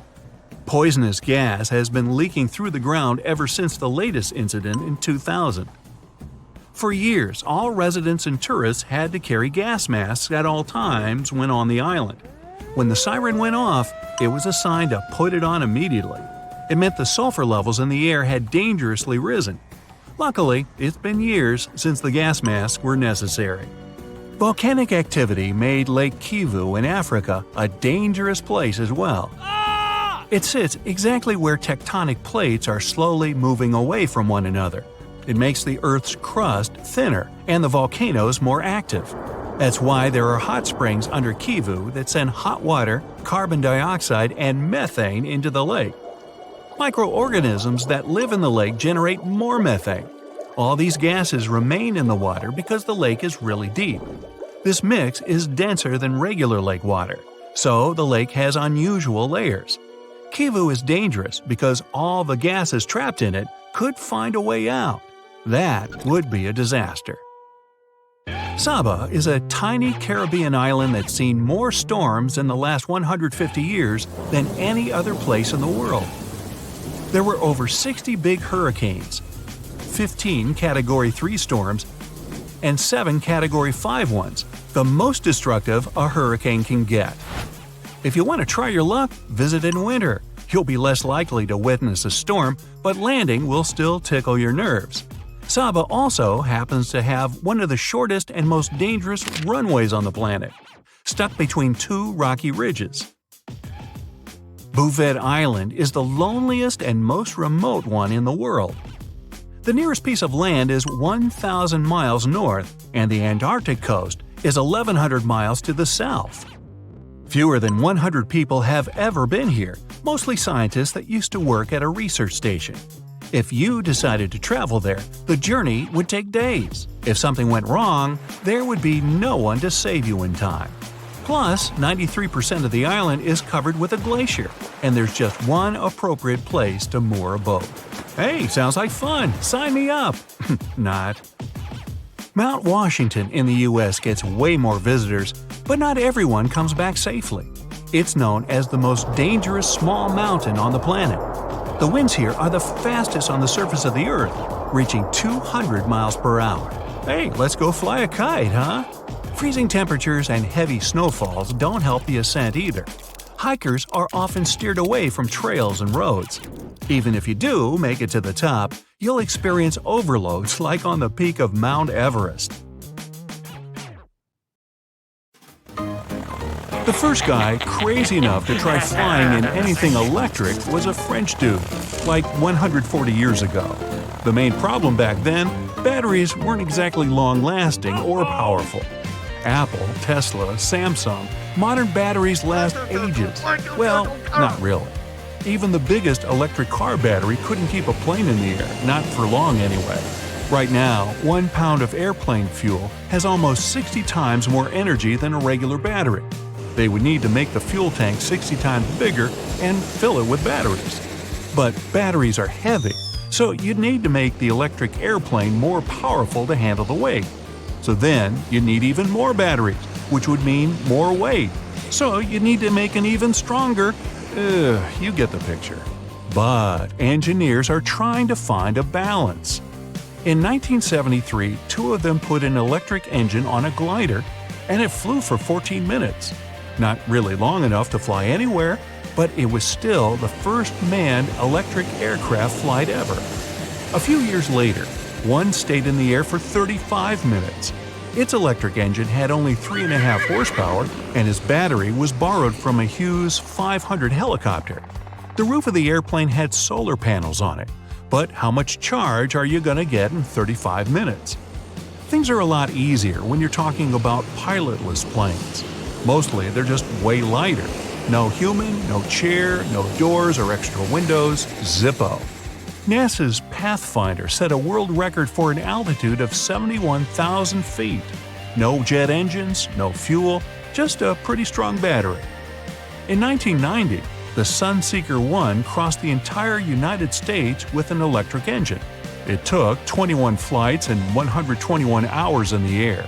Most normal commercial planes do it in one go. and it only takes about 5 hours. After that, tech started getting way better. Time for the Solar Impulse. What a great name for a band. The wingspan of this giant was about the same as the Airbus A380, the largest passenger aircraft in the world. But its total weight was basically the same as an SUV. They put massive wings on it and loaded them up with solar panels.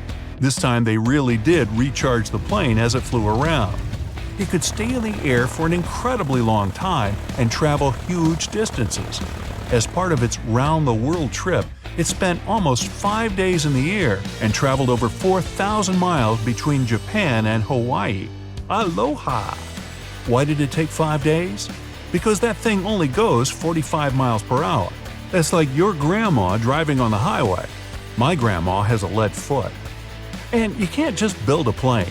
First, you need to pass through a tough certification process. Every screw, nut, bolt, every inch of your new plane needs to be tested for safety. That takes years. So many dreamers have gone another way. They take an existing aircraft, throw away the old gas-burning engine, and switch it out for an electric one. Electric engines are much lighter and they take up less space. But those heavy batteries more than make up for it. These upgraded planes can take off, but can only fly short distances, which is amazing. Jet planes emit about 1 billion tons of CO2 a year. They're a major player in the pollution game. But half of all flights in the world are less than 500 miles long. It's one thing to get a giant plane in the air to travel from New York to Paris, but it's totally different if you only need to fly New York to DC or Seattle to Vancouver. They're only a few hundred miles, but they use some of the same planes. It's crazy. They literally take off, gain the right altitude, and immediately begin their descent. That's like driving to your own mailbox in a tank. Each hour in the air costs the airlines thousands and pumps a bunch of CO2 into the atmosphere. So let's do it. Step 1. Replace the fuel-munching planes with electric ones. It'll be cheaper for everyone, quieter, and cleaner. Done. Just one problem. Electric planes can only take 1 to 2 passengers at a time. That's the pilot and co-pilot. The way forward? Build an electric plane from scratch. Aviation Alice. It might just be the first fully electric commercial aircraft, carrying 9 passengers and 2 crew members. It looks kind of like an overturned boat and has 3 propellers, 2 on the wings and 1 behind its V-shaped tail. As long as a school bus, as wide as a limo. Its secret? It's almost twice as light as a school bus. That helps the engines work less and means longer flights. It's made of composite materials, which is science talk for stuff that's not metal, basically what some boats are made of. And its batteries take up 60% of its weight. They're everywhere, in the wings, tail, beak, eyes, feathers. Just kidding. Alice has a max range of 650 miles. That's like LA to Vegas and back. And then back to Vegas one more time. Its cruising speed is only 275 miles per hour, much slower than fuel-powered planes. But the main advantage of Alice is money. 1 hour in the air costs the airline $200. That's way cheaper than even those tiny planes that millionaires use to fly to Cabo for the weekend. So what's aviation waiting for? Mostly it needs infrastructure. But that might not be such a big problem. There are almost 20,000 airports in the USA. Most of them are unused because they're just too expensive to run or because no airline wanted to bother flying there anymore. But Alice is much cheaper to maintain and it makes a lot less noise. Imagine the airport of the future. Small, stylish, quiet, and clean. Engineers want to charge Alice with mobile chargers, like an electric version of those gas trucks you see at the airport. For a 1-hour flight, Alice needs to juice up for 30 minutes. That's actually not that bad. But imagine if you were going to take a 14-hour flight on that thing. You'd be waiting at the gate for 7 hours. Alice costs $800 less per hour than other planes. But the plane itself is pretty expensive. Try $4 million. Still, that's only a bit more than one of those private jets. Alice is getting ready for a 2022 fully certified flight. That means it's only a few years before regional flights go electric, at least some of them. But if electric planes want to play in the big leagues, they need to solve that same old problem, their batteries. Modern lithium-ion batteries have serious issues. They're flammable, they lose their charge faster and faster, the more you recharge them, and the cold makes them not work as well. The next generation of batteries is lithium-sulfur batteries. They hold more power and are cleaner for the environment. But their main disadvantage is that they wear out quickly. So scientists are looking for other tech to step up. Hybrid planes might be the way of the future. That's what cars are doing more and more now. Part fuel, part battery. Airplanes will probably be the same. There are already lightweight two-seater planes that use a hybrid engine. The aircraft takes off quietly with the energy stored in its batteries. Once it's up in the air, it changes to fuel. Some engines actually charge the battery while it's working, sort of like your car battery.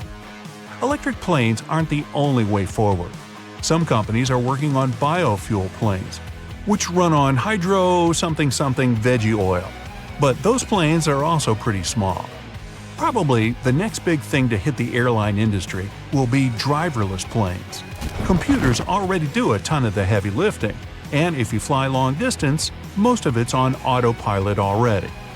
Even though it's so freaky to think that there's no one up there flying your plane, most problems are caused by human error. So, no human, no errors? Most customers say they don't like the idea, but that'll probably change soon enough. Ooh, I wonder if they're gonna make AI robot cabin crew.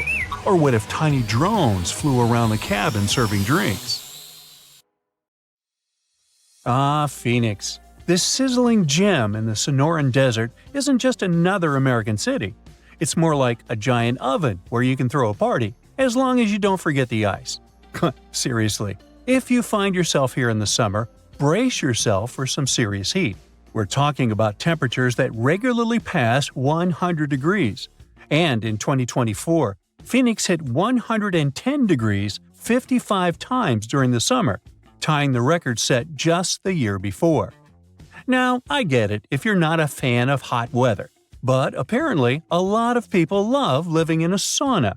Phoenix ranks as the 5th largest city in the United States, and it is the capital and most populous city in Arizona, with 1.7 million residents as of 2024. And if we're talking about the metropolitan area, also known as the Valley of the Sun, the population is almost 5 million. Yet, good luck finding someone actually born here. Out of every 4 Phoenix residents, 3 were born somewhere else. Believe it or not, Phoenix wasn't always this bustling, crowded place. It became one. A few decades ago, it was just a sleepy little dot on the map. Back in the 1940s, the population was around 65,000. It wasn't even close to cracking the top 100 list of the largest U.S. cities. Now, at that time, Phoenix was mostly an agricultural hub, and its economy revolved around what they called the 5 C's: cotton, citrus, cattle, climate, and copper. But things really started to change in the 1950s thanks to one life-changing invention. Drumroll please? The air conditioner. Actually, it was the portable version that came out in 1945, created by an American inventor named Robert Sherman. Phoenix residents owe a lot to Robert for making life bearable during scorching summers. Before AC, people in Phoenix would literally move their beds outside and build sleeping porches. They'd protect that kind of outdoorsy space with light curtains or some kind of net to keep the dust and bugs out. Fun. Anyway, the point is that the air conditioner played a big part in making Phoenix an easier place to live. Since the 1940s, this city in Arizona has transformed from a dusty little town into a sprawling urban jungle, and it's still one of the top 10 fastest-growing metro areas in the U.S. The best part is, it looks like that won't change anytime soon, since this 519-square-mile metropolis is surrounded by rolling desert, with plenty of room to keep growing as far as the eye can see. So, who's dropping everything to move to Phoenix? Well, Californians are the city's biggest fans. According to a recent survey, a third of all new renters moving to Phoenix come from Los Angeles. Okay, that survey might not be the most reliable since it only applies to the source's clients, but it does line up with U.S. Census Bureau data from 2019, which says that 70,000 Californians moved to Arizona in the previous year. The connection between Phoenix and LA is so strong that some people even call Phoenix the next LA. You've got to give Phoenix credit for capitalizing on its proximity to Southern California. The city offers lower taxes, fewer regulations, and lower costs of living, which makes it a magnet for businesses, especially in high-tech and service industries. So, in the 90s, Phoenix was considered a non-stop generator of jobs. In the last few years, we've seen the number of jobs only go up, and the unemployment rate has dropped by nearly half, going from 6.3 in January 2014 to 3.4 in the same month in 2024. Now, when it comes to big city problems, you can't avoid talking about traffic. But here's another reason why Phoenix is a dream city. It doesn't even come close to the traffic nightmares you find in places like LA.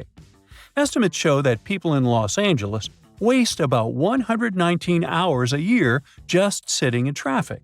But in Phoenix, it's more like 61 hours. Huge difference, huh? And let's not even start talking about the money people waste just sitting in traffic. In LA, drivers burn through about $2,440 worth of gas per year. In Phoenix, they waste 25 gallons of fuel, which ends up costing about $952. Yeah, that's still a lot of cash, but compared to LA, come on, that's a steal. Phoenix being okay in terms of traffic might have a lot to do with how the city was designed. Just take a look at a map of Phoenix. You'll notice it looks like someone took a ruler and drew perfectly straight lines for the roads. That's because the city was laid out in a grid system. This setup makes it so much easier to get around, especially compared to cities full of confusing twists, U-turns, and one-way streets. It just simplifies things, whether you're a local or a tourist. Plus, Phoenix has nice wide streets. Most cities have one major road and a bunch of narrow streets that just can't handle heavy traffic. But Phoenix has wide roads everywhere. So, when the freeways get jammed, you can just hop onto a parallel street and still get to work without stressing out too much. When you look at all the job opportunities and the relatively smooth traffic, it's no wonder people are willing to put up with the heat and move to Phoenix. But don't get it twisted, the heat is no joke. It is really, really hot and sunny out there. We're talking about 300 days of sunshine on average, or about 85% daylight hours per year. But once again, Phoenix has made the best of it. And all that constant sunshine has turned Phoenix into one of the top solar energy cities in the country. Now, you may be wondering, a city in the middle of the desert with barely any rain, do they actually have enough water? Well, they do. Phoenix has its water situation pretty well sorted out, thanks to multiple sources. I mean, they don't rely on rain alone, which is a good thing because, desert life. Most of their water comes from way up north and east of the valley, where snow melts off the mountains and flows into giant reservoirs, storing it up for those dry years. But most of Phoenix's water comes from the Salt River Project, which brings water through canals and pipelines from the Salt and Verde rivers. Then there is the Central Arizona Project, which transports water all the way from the Colorado River. They even get a bit of water from underground wells. And Phoenix doesn't want to waste a drop, so they're smart about recycling, reusing treated water to keep parks green, and even recharging their groundwater. Since Phoenix is all about sunny skies nearly every day of the year, it's normal that people can get a little moody when it actually rains. But here's the thing. Phoenix always gets a surprise up its sleeve, even when it comes to bad weather. When it rains in the deserts, locals get treated to this unique earthy smell. It's thanks to the creosote bush, a desert plant that releases an amazing fragrance when the rain hits it.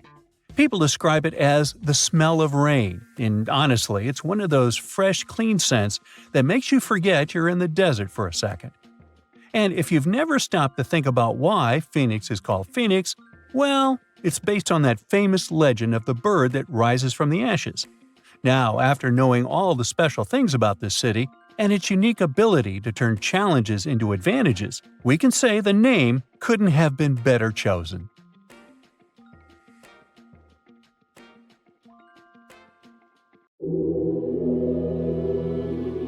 What you're viewing is recognized as the most densely populated location to have ever existed.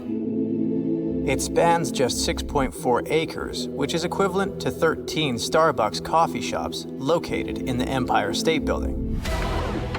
And while a huge coffee shop like this one can host, say, 1,000 guests, this place somehow managed to have around 33,000 people squeezed in. Some estimates suggest that the actual number could have soared to 50,000 at some point. This is Kowloon walled city. The city is relatively young, settled in 1898, but its history goes back nearly 1,000 years to the Song dynasty. Originally a modest fortification, it remained largely unchanged until renovations in 1847 added defensive walls, leading to its revival a half-century later. But back then, the area was sparsely historic homes and newer apartment buildings. As of 2010, it was home to over 44,000 people, making it way more crowded than the rest of New York City, which is saying a lot, since New York City is the most densely populated city in the US.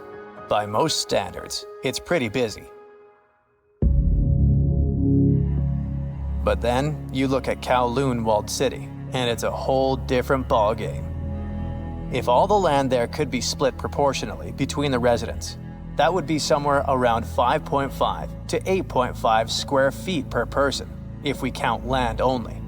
While science claims people need 200 to 400 square feet at home just to feel good. So, why was everything crammed together like that? Well, it comes down to Kowloon walled city's unique status. It was never officially part of the rest of Hong Kong. What started as a small Chinese military outpost became more significant when a larger fort was built nearby, coinciding with the rise of Canton Harbor. After the fall of the Qing dynasty, this site transformed into a tourist destination, eventually becoming home to around 400 squatters. However, in the 1930s, the Hong Kong authorities intervened, relocating the inhabitants and demolishing the dilapidated structures. The 1940s and 50s were pretty rough times for folks in Kowloon. And while the residents were somewhat accustomed to different countries vying for control over their land, they were definitely caught off guard by natural disasters. In January 1950, a massive fire broke out that wiped over 2,500 huts, leaving almost 3,500 families, which is about 17,000 people without homes. This disaster really underscored the need for better fire safety measures, especially in the squatter areas made mainly of wood. The problem didn't end there. Due to the lack of control from both the Chinese and British authorities, except for a handful of operations conducted by the Hong Kong police, the walled city became a refuge for illegal activities. It was not until a trial in 1959, which took place within the walled city's boundaries, that the Hong Kong government was officially recognized as having jurisdiction there. By that time, however, organized crime groups known as triads had already established dominance over the area. Starting in the 1950s, triad factions such as the 14K and Sun Yee-un took control of all the criminal dens within the walled city. The environment became so dangerous that police would only enter in large numbers. It wasn't until 1973 and 1974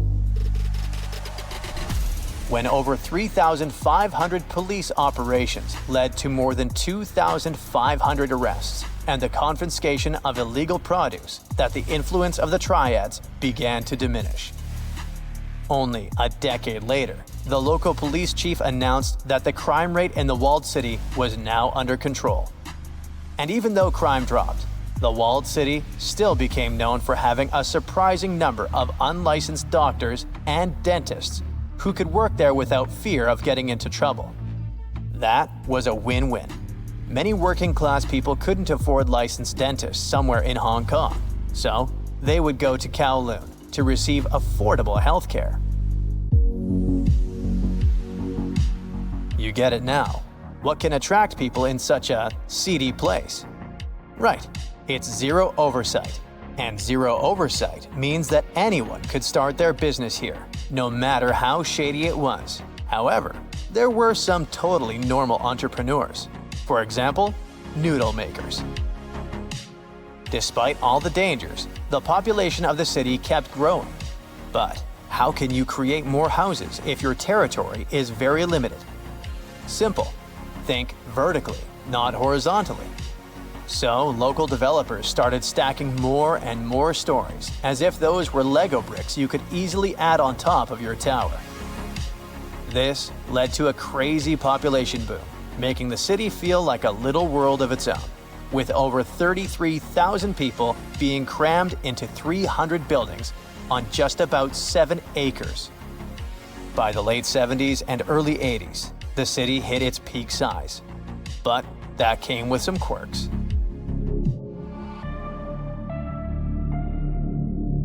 However, there were limits on how tall buildings could go. Those could not exceed 13 to 14 stories, and it was because of planes flying into Kai Tak Airport. Yeah, living close to the airport meant residents had to deal with a lot of noise. Water was provided through 8 municipal pipes, although there were options for wells too. Some streets barely saw any natural light thanks to the way buildings were packed in, and fluorescent lights were the go-to for illumination down below. It was nighttime all the time in there. So, the city buildings were pretty tall, yet the city had merely 2 elevators for its entirety. At the base of various skyscrapers, both shared and private mailboxes were affixed to the walls. Frequently, this left the postman with no choice but to ascend on foot. Even several floors high, the tangled network of paths persisted. Intricate passages that wound their way into the city's core through a web of bridges and staircases. But let's say you live in such a place and want to have a walk or just a bit of fresh air. What do? In such cramped conditions, rooftops will serve you 1,000 purposes. They can be a space for physical activities and a kid's playground, but they can also be used as venues for pigeon racing, with residents making their guess concerning which pigeon comes first. And it's illegal for sure. Such rooftops can pose certain risks because of the narrow spaces between the buildings. But locals use them also as landfills. The absence of efficient garbage collection led to some residents to transport their larger waste items up to the roof.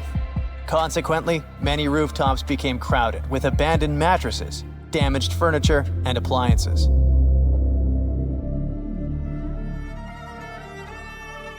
Hey, I get the feeling that I'm talking about something that actually exists.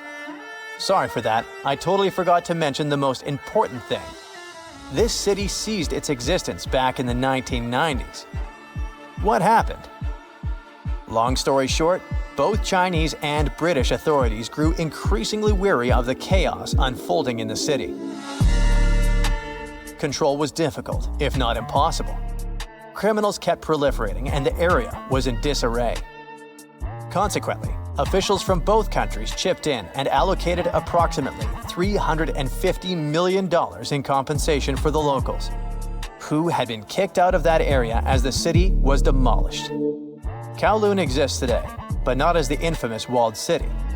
It's now an urban area in Hong Kong, which is located in a completely different place.